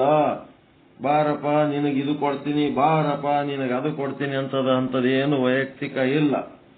ಅವನೇನಿದ್ರೂ ಸಹಿತ ಅವರವ್ರ ಕರ್ಮ ಫಲಭೋಗಗಳು ಅವರವ್ರಿಗೆ ಕೊಟ್ಬಿಡ್ತಾನೆ. ಜೀವಿಗಳ ಅನ್ಯರ ಅಂದ್ರೆ ಕರ್ಮಗಳ ಮೇರೆಗೆ ಈಶ್ವರನಲ್ಲಿ ಇಚ್ಛೆಗಳು ಉಂಟಾಗುತ್ತವೆ. ಅವನಿಗೆ ಸ್ವಂತ ಇಚ್ಛೆ ಯಾವುದು ಇಲ್ಲ. ಜೀವಿಗಳ ಕರ್ಮಗಳ ಮೇರೆಗೆ ಅವ್ರಿಗೆ ಏನ್ ಫಲ ಕೊಡ್ಬೇಕಂತ ಅಂತ ಇಚ್ಛೆ ಉಂಟಾಗ್ತದೆ ಹೊರತು ತಾನು ಸ್ವಂತ ಇಚ್ಛೆಯಿಂದ ಇದು ತಗೋ ನಿನ್ ಸಲುವಾಗಿ ತೆಗೆದಿಟ್ಟಿನಿ ಅಂತ ಏನು ಕೊಡಂಗಿಲ್ಲ. ಆ ಈಶ್ವರನ ಇಚ್ಛಾಜ್ಞಾನ ಪ್ರಯತ್ನಗಳು ಒಂದೊಂದೇ ವ್ಯಕ್ತಿಯನ್ನ ಸೃಷ್ಟಿಯ ಆರಂಭ ಕಾಲದಲ್ಲಿ ಹುಟ್ಟಿಸುತ್ತವೆ ಮತ್ತು ಆ ಇಚ್ಛಾದಿಗಳು ಪ್ರಳಯ ಪರ್ಯಂತರವಾಗಿ ಸ್ಥಾಯಿಯಾಗಿರುತ್ತವೆ. ಅವು ಹೆಂಗಿರ್ತಾವ? ಅವನ ಇಚ್ಛೆಗಳು ಪ್ರಳಯ ಪರ್ಯಂತರವಾಗಿ ಒಂದು ಸಾರಿ ಅವನೇನ್ ಮಾಡ್ತಾನ, ಹುಟ್ಟಿಸಿ ಆಯುಷ್ಯ, ಭೋಗ, ಮತ್ತೆ ಜನ್ಮ ಅಂದ್ರೆ 84 ಲಕ್ಷ ಜೀವರಾಶಿಗಳ ಪೈಕಿ ಒಂದು ದೇಹ. ಇದು ಒಂದು ಸಾರಿ ಕೊಟ್ಟು ಚಾವಿ ಕೊಟ್ಟು ಬಿಟ್ಟು ಬಿಡ್ತಾನ, ಅದರ ಆಯುಷ್ಯ ಇರತನ ಅದಂಗೇ ನಡೆದಿರ್ತದ. ಅದಕ್ಕೆ ಈಶ್ವರ ಈ ಜಗತ್ತನ್ನ ಯಾವ ರೀತಿ ನಿಯಾಮನ ಮಾಡ್ತಾ ಇದ್ದಾನೆ, ಜಗತ್ತು ಹೆಂಗ ಸೃಷ್ಟಿಯಾಯಿತು ಮತ್ತು ಜಗತ್ತನ್ನ ಯಾವ ರೀತಿ ಆತ ನಿಯಂತ್ರಣ ಮಾಡ್ತಾ ಇದ್ದಾನೆ ಅನ್ನೋದ್ರ ಬಗ್ಗೆ ಚಿಂತನೆ ನಡೆದದ. ಇಷ್ಟೊಂದು ಡೀಪ್ ಆಗಿ ಹೋಗಿ ತಲೆ ಬಿಸಿ ಮಾಡಿಕೊಂಡು ಮತ್ತೆ ಇನ್ನ ಬಹಳ ಮುಂದಿರೋದು ಬೇಡ. ಇದರ ಮುಂದಿನ ಭಾಗ ಮತ್ತೆ ನಾಳೆ ನೋಡೋಣ. ಈಶ್ವರನಿಗೆ ಸ್ವತಂತ್ರವಾದ ಇಚ್ಛೆ ಇದ್ದು ಆ ಒಂದೊಂದು ಜೀವಿಗಳಿಗೆ ಪಕ್ಷಪಾತ ಮಾಡುವಂಥದ್ದು ಏನಿಲ್ಲ. ಈಶ್ವರ ಏನ್ ಮಾಡ್ತಾ ಇದ್ದಾನ ಆ ಎಲ್ಲ ಕೆಲಸಕ್ಕ ಮೂಲ ಕಾರಣ ಜೀವಿಗಳ ಕರ್ಮ, ಮತ್ತೆ ಆ ಜೀವಿಗಳಿಗೆ ಸೂಕ್ತ ಫಲಭೋಗ ಕೊಡುವುದು ಈಶ್ವರನ ಕರ್ಮ. ಈ ರೀತಿ ಮಾಡ್ತಾರೆ ಹೊರತು ಈಶ್ವರನಲ್ಲಿ ಸ್ವಂತ ಇಚ್ಛೆ ಅಂತ ಏನಿಲ್ಲ ಅನ್ನೋಂಥ ವಿಚಾರ ಹೇಳಿದ್ರು. ಮುಗಿಸೋಣಲ್ಲ ಪಾಠ. 7:55 ಆಯ್ತು. ಇನ್ನು ಹಂಗೆ ಹೋದಂಗೆಲ್ಲ ಇದು ಜಗತ್ತಿನ ನಿಯಾಮನ ವಿಧಾನ ಅಂತ ಬರ್ತದೆ. ಇದೆಲ್ಲ ಜಗತ್ತು ಹೆಂಗ್ ನಡೆಸ್ತಾನ ಈಶ್ವರ ಅನ್ನೋದ್ರ ಬಗ್ಗೆ ಇವತ್ತ ಪೀಠಿಕೆ. ನಾಳೆಗೆ ಇದ್ರ ಬಗ್ಗೆ ಇನ್ನೊಂದ್ಸಾರಿ ಓದ್ಕೊಂಡೇವಂತಂದ್ರ ಏನಾಗ್ತದ, ಅದೇ ಮನನ ಆಗ್ತದ, ಪರ್ಮನೆಂಟ್ ಆಗ್ತದ. ಅದಕ್ಕ ನೀವೇನಂತೀರಿ, ಏನಾರೇ ಸಮಸ್ಯೆ ಆಯ್ತು ಅಂತಂದ್ರೆ ಏನಾಗ್ತದದು? ಏನಾರೇ ಒಂದು ಸಮಸ್ಯೆ ಆಯ್ತಂದ್ರ ದೇವ್ರ ಹಂಗ್ ಮಾಡ್ದ, ದೇವ್ರ ಹಿಂಗ್ ಮಾಡ್ದೋ, ದೇವ್ರು ಮಾಡಬಾರ್ದಿತ್ತು ಅಂತೇಳಿ ಅಲ್ಲಿ ಈಶ್ವರ ಹಂಗ ಹಿಂಗ ಏನು ಮಾಡಂಗಿಲ್ಲ. ನಿಮ್ಮ ಕರ್ಮ ಹೆಂಗದ ಹಂಗೆ ನಿಮ್ದು ಆಚರಿಸ್ತವ. ಅದಕ್ಕೆ ದೇವ್ರ ಮೇಲೆ ಬೈದ್ರ ದೇವರಿಗೆ ನಿಮ್ಮ ಬೈಗುಳುಗಳಿಗೆ ಅವನಿಗೇನು ಸಂಬಂಧ ಇಲ್ಲ. ಅದೇ ಹೇಳಕತ್ತಾರ ಈಗ ಅವ್ರು. ಇಷ್ಟು ಪೂಜಾ ಮಾಡಿದ್ರೆ ನಾನು ನಡೆ ಬಾರಿ ಹಿಂಗಾಯ್ತು, ಅಷ್ಟು ಪೂಜೆ ಮಾಡಿದ್ರೆ ಅಲ್ಲಿ ನೋಡಿದ್ರೆ ಇಷ್ಟು ಕೆಟ್ಟ ಕೆಲಸ ಮಾಡ್ತಾರ, ಅವ್ರು ಸುಖವಾಗಿ ಅದಾರ, ಹಿಂಗೆಲ್ಲ ಮಾತಾಡ್ತಿರ್ತಾರ. ಅವ್ರ ಫಲ ಭೋಗ ಯಾವ ಕಾಲಕ್ಕ ಯಾವ ಕರ್ಮದ ಫಲ ಅವ್ರಿಗೆ ಕೊಡಬೇಕು, ನಿಮಗೆ ಯಾವ ಕಾಲಕ್ಕ ಯಾವ ಕರ್ಮದ ಫಲ ಯಾವಾಗ ನಿಮಗ್ ಕೊಡಬೇಕು. ಇವೆಲ್ಲ ಈಶ್ವರ ಆ ಜೀವರುಗಳ ಕರ್ಮ ಫಲ ಭೋಗಗಳಂತೆ ಮಾಡ್ತಾನೆ ಹೊರತು ಈಶ್ವರನ ಸ್ವಂತ ಇಚ್ಛೆಯಿಂದ ಅದರೊಳಗೆ ಯಾವುದನ್ನು ಅವನು ಒಂದು ಹೆಚ್ಚು ಮಾಡಲ್ಲ, ಒಂದು ಕಡಿಮೆನೂ ಮಾಡಲ್ಲ.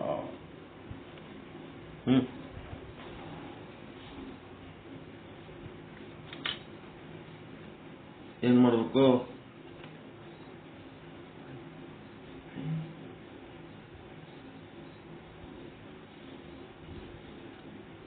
ಏನರೇ ಒಂದು ಚಲೋ ಕೆಲಸ ಮಾಡಬೇಕು, ಮುಂದೆ ನಮಗೆ ಚಲೋದ ಆಗ್ತದ ಅಂತೇಳಿ ಸಂಕಲ್ಪ ಮಾಡ್ಕೋತಿರ್ಬೇಕು. ಚಲೋ ಕೆಲಸ ಮಾಡ್ಲಕ್ ನಿಮಗೆ ಸ್ವಂತ ಬುದ್ಧಿ ಬರಲಿಲ್ಲ ಅಂತಂದ್ರೂ ಇನ್ನೊಬ್ರು ಯಾರು ಚಲೋ ಕೆಲಸ ಮಾಡ್ತಿದ್ದಾರಂದ್ರೆ ಅವ್ರ ಜೊತೆಗೆ ಕೈಗೂಡಿಸ್ಬೇಕು. ಕೈಗೂಡಿಸೋದ್ರಿಂದ ಏನಾಗ್ತದ, ಒಳ್ಳೆ ಕೆಲಸದ ಫಲ ಮುಂದೆ ಭವಿಷ್ಯದೊಳಗ ಒಳ್ಳೆ ಸುಖನೇ ಕೊಡ್ತಿರ್ತದೆ. ಅಷ್ಟೇ, ಯಾವಾಗಲೂ ಕಲ್ಯಾಣಕಾರಿ ಕೆಲಸಗಳು ಮಾಡ್ಬೇಕು. ಏನಾದರೂ ಒಂದು ಒಳ್ಳೇದು ಮಾಡ್ಬೇಕು, ಏನಾದರೂ ಒಂದು ಒಳ್ಳೇದು ಮಾಡ್ಬೇಕು. ಬೇಕಲ್ಲ, ಮಾಡ್ಬೇಕು. ಮುಂಜಾನೆ ಸಂಜೆ ತನ ಮಾಡ್ತಿರ್ತೀವಿ, ಏನಾದರೂ ಒಂದು ಒಳ್ಳೇದು ಮಾಡಬೇಕು. ಏನಾದರೂ ಒಂದು ಶ್ರೇಷ್ಠವಾದ ಕಾರ್ಯ ಮಾಡಬೇಕು, ಏನಾದರೂ ಒಂದು ಶ್ರೇಷ್ಠವಾದ ಆಲೋಚನೆ ಮಾಡಬೇಕು, ಏನಾದರೂ ಒಂದು ಶ್ರೇಷ್ಠವಾದ ಈಗ ಮೊನ್ನೆ 3 ಬಂದಿದ್ರು ನಮ್ಮ ಕಾರ್ಯಕ್ರಮ, ಮನೆಗೆ ಬರ್ರಿ ಅಂತ ಕರೆದೆವು, ಬಂದ್ರು. ಅವ್ರಿಗೊಂದು ಏನ್ ಕ್ಯೂರಿಯಾಸಿಟಿ, ಇವರು ಕುಂತು ಪ್ರವಚನ ಹೇಳೋದು ಹೆಂಗಿರ್ತದ ನೋಡ್ಬೇಕು, ಆ ಜಾಗ ನೋಡ್ಬೇಕು. ನೋಡಿದ್ರು, ಏನಿತ್ರಿ ರೂಮ್ನಾಗ ಅವ್ರು ಹೇಳೋ ಬುಕ್ ಎಂತವಿರ್ತಾವ ನೋಡ್ಬೇಕು. ನೋಡಿದ್ರು, ಏನ್ ಕಂಡತಲ್ಲಿ?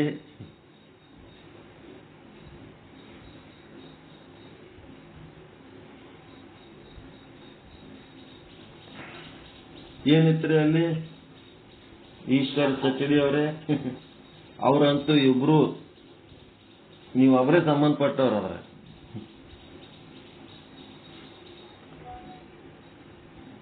ಅವರು ಒಬ್ರು ಏಕಲವ್ಯ ಇದ್ದಂಗ. ಯಾರು ಏಕಲವ್ಯ? ಯಾರು? ಬಾಪ್ರೆ ಅವರು ಏಕಲವ್ಯ ಇದ್ದಂಗ. ಅವರು ಎಲ್ಲ ಸಾಧನೆ ಮಾಡ್ತಾರ, ಅವರು ಮೂರ್ತಿ ಇಟ್ಕೊಂಡು ಮಾಡ್ತಾರ, ನೇರವಾಗಿ ನಮ್ಮ ಸಂಗತಿ ಇಲ್ಲ ಅವರು. ಮತ್ತೆ ಇವರಂತೂ ಅವ್ರು ಏನದಾರ ಅವರಿಗೆ ಗೊತ್ತು. ಈಶ್ವರನ ಸುದ್ದಿ ಈಶ್ವರಿಗೆ ಗೊತ್ತಂತ, ಈಶ್ವರ ಕರ್ಕಿಗೆ ಈಶ್ವರಂದೇ ಗೊತ್ತ ಅವ್ರು ಏನು ಎಂತ ಅಂತ ಹೇಳಿ. ಈಗ ನಿಮ್ಮ ಚಚಡಿ ಅವರ ನೀವು ನೋಡಿದ್ರೆಲ್ಲ ಏನ್ ಅನ್ನಿಸ್ತು? ನಾವು ಕುಂತು ಕೂಡ ರೂಮು, ನಾವು ಓದ ಬುಕ್, ನಮ್ ಕುರ್ಚಿ ಟೇಬಲ್ ನೋಡಿದ್ರಲ್ಲ, ಏನ್ ಅನ್ನಿಸ್ತು? ಅದಿರ ಇಲ್ಲ ಚಚಡಿ? ಇದೇನಿದು ಹೋಗಿ ಒಳ್ಳೆ ಪ್ರಶ್ನೆ ಎದುರಾಯ್ತಲ್ಲ ಅಂತ ಚಿಂತಾತ.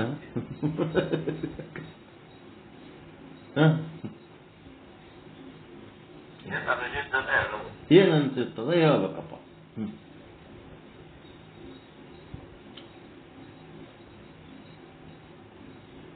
ಏನು ಅನ್ನಿಸ್ಲಿಲ್ಲ, ಏನು ಅನ್ನಿಸ್ಲಿಲ್ಲ.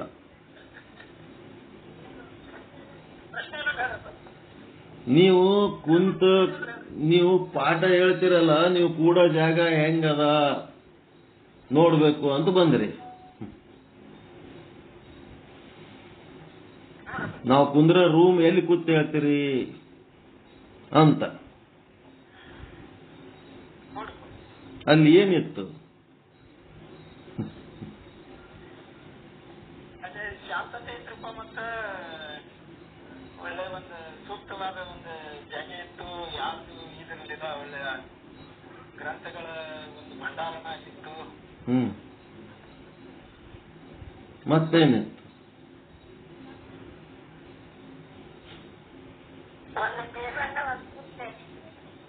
ಆ ಕುರ್ಚಿ ಟೇಬಲ್ ಎಂತವಿದ್ದು?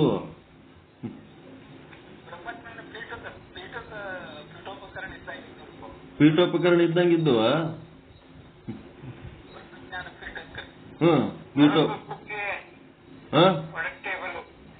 ಜಂಗ್ ಗಟ್ಟಿದ ಟೇಬಲ್ ಮುರುಕು ಪ್ಲಾಸ್ಟಿಕ್ ಕುರ್ಚಿ. ಇದು ಪೀಠೋಪಕರಣ ಅನ್ನಿಸ್ತದೆ ನಿಮಗ? ನಿಮ್ಮ ಭಾವ ಇತ್ತು, ಅಲ್ಲಿ ವಸ್ತುಗಳು ಹೆಂಗಿದ್ದು? ಗುಜರಿ ಅಂಗಡಿಯವ್ರ ಸಹಿತ ತೊಳಂಗಿಲ್ಲ, ಇವು ಹಾಕ್ಲಕ್ಕ ಹೋದ್ರ ಬ್ಯಾಡ್ ಅಂತಾರ. ಅವ್ರು ಬಿಟ್ಟುವೆ ನಾವ್ ಇಟ್ಕೊಂಡ್ ಕೂತೀವಿ. ಇವು ತಗೊಂಡು ಏನ್ ಮಾಡಮಂತ ಒಳ್ಳೆ ಬಿಸಾಕಿ ಹೋಗ್ಯಾರ ಅವ್ರು.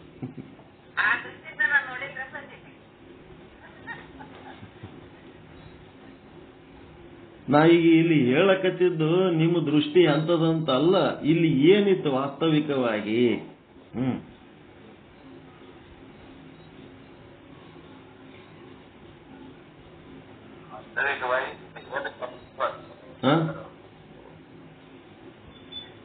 ವಾಸ್ತವಿಕವಾಗಿ ಕುಂತು ಇಂಥದೊಂದು ಶುದ್ಧ ಬ್ರಹ್ಮಜ್ಞಾನ ಹೇಳ್ತಾರಂದ್ರೆ ಇವ್ರ ಕುಂದ್ರ ಕುರ್ಚಿ ಹ್ಯಾಂಗಿರ್ಬೇಕು, ಹ್ಯಾಂಗ ಆದ, ಇಲ್ಲಿ ಏನು ವೈಭವ ಇರಬೇಕು, ಇವ್ರು ಕುಂತ್ ಕಂಫರ್ಟೇಬಲ್ ಆಗಿ ಕುಂತು ಹೇಳ್ಬೇಕಾದ್ರೆ ಎಂತ ವಸ್ತುಗಳು ಇರಬೇಕಿಲ್ಲಿ, ಎಂತ ಟೇಬಲ್ ಇರಬೇಕು, ಎಂತ ಕುರ್ಚಿ ಇರಬೇಕು, ಎಂತ ಕೆಟ್ಟ ಕಂಡೀಷನ್ದಾಗ ಕೂತು ಇವ್ರು ಎಂತ ಪಾಠ ಹೇಳ್ತಾರ ಅನ್ನಂಥದ್ದು ಒಂದು ಸ್ವಲ್ಪ ಆದರೂ ಒಳಗೆ ಕರುಣಾಮಯ ದೃಷ್ಟಿ ಬರ್ಬೇಕಲ್ಲ. ಅದು ಇಲ್ಲ. ಎಲ್ಲರೂ ಬರ್ತಾರ, ನೋಡ್ತಾರ, ಓದ್ತಾರ ಅಷ್ಟೇ. ಏನಾರ ಒಂದು ಒಳ್ಳೇದು ಮಾಡಬೇಕು ಅನ್ನಂಥದ್ದೊಂದು ಕಲ್ಯಾಣಕಾರಿ ಪ್ರವೃತ್ತಿ ಬೆಳೆಸ್ಕೋಬೇಕು. ನನಗೇನು ಕುರ್ಚಿ ಟೇಬಲ್ ಬೇಕಾಗಿಲ್ಲ. ಇಲ್ಲಿ ಒಂದು ಉದಾಹರಣೆ ಕೊಡ್ಲಕತ್ತೀನಿ ನಿಮಗ್. ನಾನು ಅಲ್ಲಿ ಹೋತೀನಿ ಅಂತಂದ್ರ ಅಲ್ಲಿ ನನ್ನಿಂದ ಒಂದೇನಾದ್ರೂ ಒಳ್ಳೆ ಕೆಲಸ ಆಗಬೇಕು, ಒಳ್ಳೆ ಕೆಲಸ ಮಾಡಬೇಕು. ಆಯಾರಾಮ್ ಗಯಾರಾಮ್ ಅಂದ್ರೆ ಎದಕ್ಕೆ ಬಂತು? ಎದಕ್ಕೆ ಬಂತು?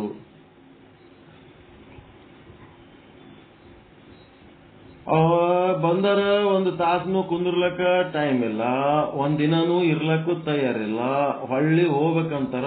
ಆಗಮಗಳು ತೋರಿಸ್ರಿ ನಮಗ ಅಂತಾರ. ಬಾಪ್ರಿ,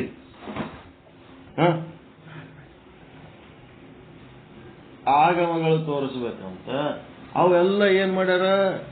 ನಾನು ಒಬ್ಬನ್ ಬಿಟ್ಟು ಅವೆಲ್ಲ ಬುಕ್ಗಳು ರೆಟ್ಟಿನ ಡಬ್ಬೆಗೆ ಹಾಕಿ ಮ್ಯಾಲೆ ಇಟ್ಬಿಟ್ರು. ಮನಿ ತುಂಬಾ ಬುಕ್ ಹರ್ಕೊಂಡು ಕುಂದಿರ್ತಾನ ನೀವು ಅಂತೇಳಿ ರೆಟ್ಟಿನ ಡಬ್ಬೆಗೆ ಹಾಕಿ ಮ್ಯಾಲ ರೂಮ್ನಾಗ ಇಟ್ಟಾರ. ಈಗ ಅವೆಲ್ಲ ತೆಗೆದು ತೋರಿಸ್ಬೇಕಾದ್ರೆ ಬಂದಾರ ಒಂದ್ ಅರ್ಧ ತಾಸು ಟೈಮ್ ಇಟ್ಕೊಂಡು ಅಟ್ರಾಗ ಏನ್ ಆಗಮ ತೋರಿಸ್ಬೇಕು.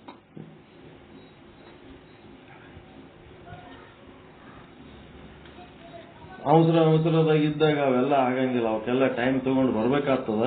ಅಂದ್ರ ಇಲ್ಲಿ ನಾನು ಒಂದು ಹೆಜ್ಜೆ ಇಟ್ಟೆ ಅಂತಂದ್ರ ಅಲ್ಲಿ ನನ್ನಿಂದ ಏನಾದ್ರೂ ಒಂದು ಕಲ್ಯಾಣ ಕಾರ್ಯ ಆಗಬೇಕು ಅನ್ನಂಥದ್ದು ಒಳಗ ಉತ್ಸಾಹ ಇರಬೇಕು. ಆ ಉತ್ಸಾಹ ಇತ್ತು ಅಂತಂದ್ರೆ ಆ ಕಲ್ಯಾಣ ಕಾರ್ಯನೇ ಏನಾಗ್ತದ? ಪುಣ್ಯ ಕಾರ್ಯ. ಮುಂದೆ ನಿಮಗೆ ಭವಿಷ್ಯದೊಳಗೆ ಅದು ಸುಖ ಕೊಡ್ತದೆ. ಎಲ್ಲ ನೋಡಿನೂ ಅದನ್ನ ನೋಡುವ ದೃಷ್ಟಿನೇ ಇಲ್ಲ. ಅದನ್ನ ನೋಡಿ ಅದನ್ನ ಉದ್ಧಾರ ಮಾಡಬೇಕು, ಅದನ್ನ ಎತ್ತರಿಸಬೇಕು, ಶ್ರೇಷ್ಠ ಮಾಡಬೇಕು ಅನ್ನೋಂಥ ಉದ್ದೇಶ ಇಲ್ಲ, ಏನೇನು ಇಲ್ಲ. ನೋಡ್ಲಾರ್ದಂಗ ಅಲಕ್ಷ್ಯ ಮಾಡಿದಂತ ಒಂದು ಉದಾಸೀನ ಪ್ರವೃತ್ತಿ ನಮ್ಮಲ್ಲಿ ಇತ್ತು ಅಂತಂದ್ರೆ ಮುಂದೆ ಕೂಡ ಜಗತ್ತಿನೊಳಗ ನಾವು ಉದಾಸೀನಕ್ಕೊಳಗಾಗ್ತೀವಿ, ನಾವು ಅಲಕ್ಷ್ಯಕ್ಕೊಳಗಾಗ್ತೀವಿ. ನಮ್ಮದ ಲಕ್ಷ್ಯ ಅಂತ ಏನದಲ್ಲ ಅದನ್ನ ಬಹಳ ಚಂದ ಸದುಪಯೋಗ ಪಡಿಸ್ಕೋಬೇಕು, ಬಹಳ ಚಂದ ಸದುಪಯೋಗ ಪಡಿಸ್ಕೋಬೇಕು. ಆ ಸದುಪಯೋಗ ಪಡಿಸ್ಕೊಳ್ಳೋಂತ ಒಂದು ಸದ್ಗುಣ ಬೆಳೆಸ್ಕೋಬೇಕು. ನಿಮ್ಮ ಭವಿಷ್ಯ ಚಂದ ಆಗಬೇಕು ಅಂತಂದ್ರೆ ಈ ಒಂದು ನಿಮ್ಮ ಲಕ್ಷ್ಯದ ಸದುಪಯೋಗ ಪಡಿಸ್ಕೋಬೇಕು. ಎಲ್ಲೆಲ್ಲಿ ಲಕ್ಷ್ಯ ಹಾಯಿಸ್ತೀರಿ ಅಲ್ಲಲ್ಲಿ ಏನಾಗಬೇಕು? ಅದೇ ನಿಮ್ಮ ಮಕ್ಕಳ ಮನೆಗೆ ಹೋದಾಗ ಅಲ್ಲಿ ಹೆಂಗ ನೋಡ್ತಿರ್ತೀರಿ? ಅಲ್ಲಿ ಅವಕ್ಕೇನು ಕೊರತೆ ಆದ ಅಂತ ನೋಡ್ತಿರ್ತೀರಾ? ಇಲ್ಲ.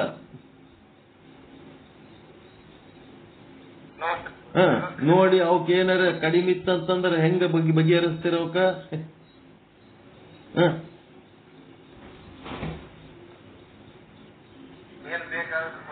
ಕೊಡಿಸಿ, ಬಲಿ ರೊಕ್ಕ ಇಲ್ಲ ಅಂದ್ರು ಸಾಲ ಮಾಡಿ ಉದ್ರಿ ಮಾಡಿ ಏನೆಲ್ಲ ಮಾಡ್ತೀರಿ.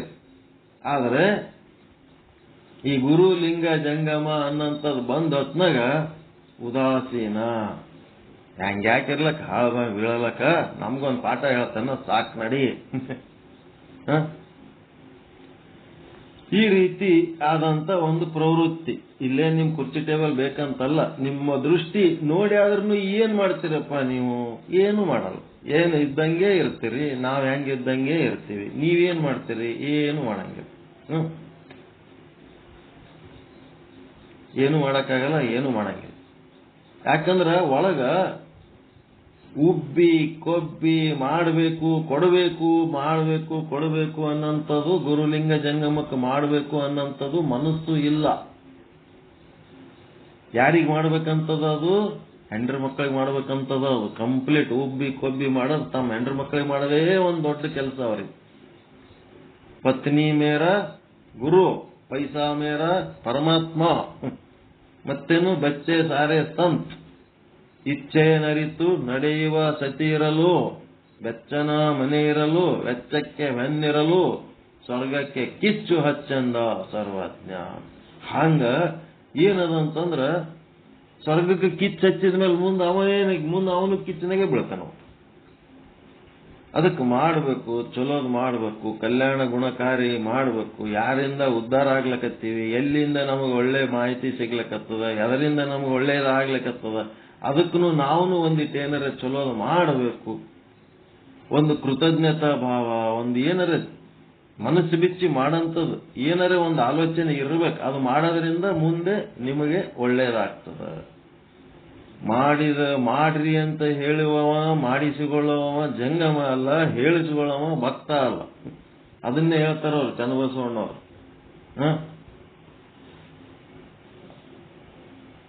ಎಲ್ಲದಕ್ಕೂ ಒಂದು ವಿಧಾನ ಆದ.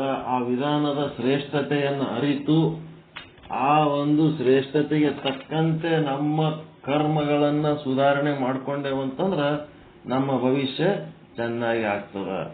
ಈಗ ನಾವು ಚೆನ್ನಾಗಿದ್ದೀವಿ, ಆನಂದವಾಗಿದ್ದೀವಿ, ಸುಖವಾಗಿದ್ದೀವಿ ಅಂದ್ರೆ ಹಿಂದೆ ಮಾಡಿದ ಪುಣ್ಯ ಚಲೋ ಅಂತೇಳಿ ಈಗ ನಾವು ಆನಂದವಾಗಿದ್ದೀವಿ. ಮತ್ತೆ ಈಗ ಸಹಿತ ನಾವು ಚಲೋದು ಮಾಡಿದೇವಂದ್ರೆ ಮುಂದೂ ಆನಂದ ಆಗಿರ್ತೀವಿ. ಈಗ ಎದ್ದೋ ಮಾಡಿದೇವಂದ್ರೆ ಮುಂದೂ ನಾವು ಎದ್ದೋ ಆಗಿರ್ತೀವಿ ಅನ್ನೋದೇ ಈ ರೀತಿ ಅದ. ಇದಕ್ಕೆ ಕಾರಣ ಈಶ್ವರ ಅಲ್ಲ, ನಮ್ಮ ಕರ್ಮಗಳೇ ಕಾರಣ. ಹಿಂಗೆ ಓಕೆ.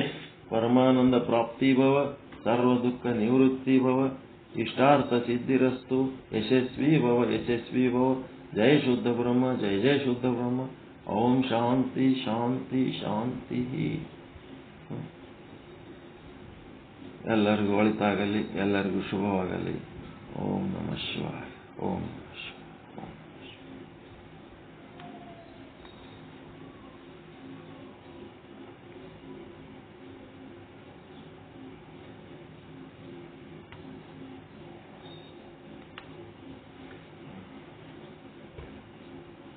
ತುಂಬಾ ಧನ್ಯವಾದಗಳು.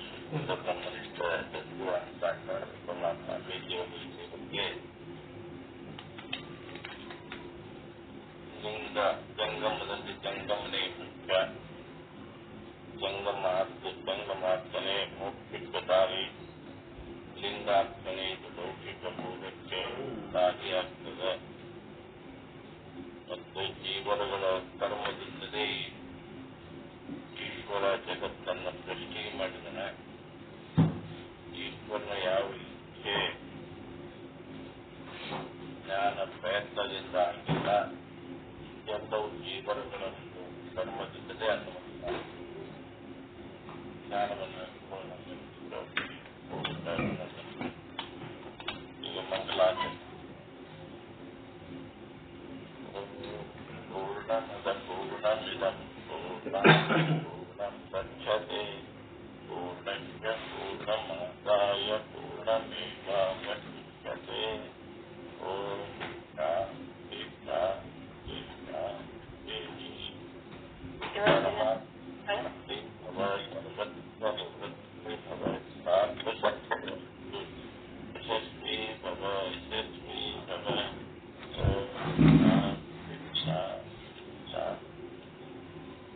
ಈ ದಿನದ ಮಧ್ಯಾಹ್ನ 1 ಗಂಟೆಗೆ ಶ್ರೀಮದ್ ಭಗವದ್ಗೀತಾ ಪಾಠ, 4 ಗಂಟೆಗೆ ಶ್ರೀ ಸಿದ್ಧಾಂತ ಶಿಖಾಮಣಿ ಪಾರಾಯಣವನ್ನ ಶುದ್ಧ ಬ್ರಹ್ಮ ಸದ್ಗುರು ಶ್ರೀ ಕಂಪಿಗುರುಗಳು ಕಲಿಸಿಕೊಡ್ತಾರೆ. ರಾತ್ರಿ 8 ಶ್ರೀಮದ್ ಭಾಗವತ ಆಪ್ಯ ಗುರುಗಳಿಂದ ಮತ್ತು ಪರಮ ಪೂಜ್ಯ ಸಿದ್ದೇಶ್ವರ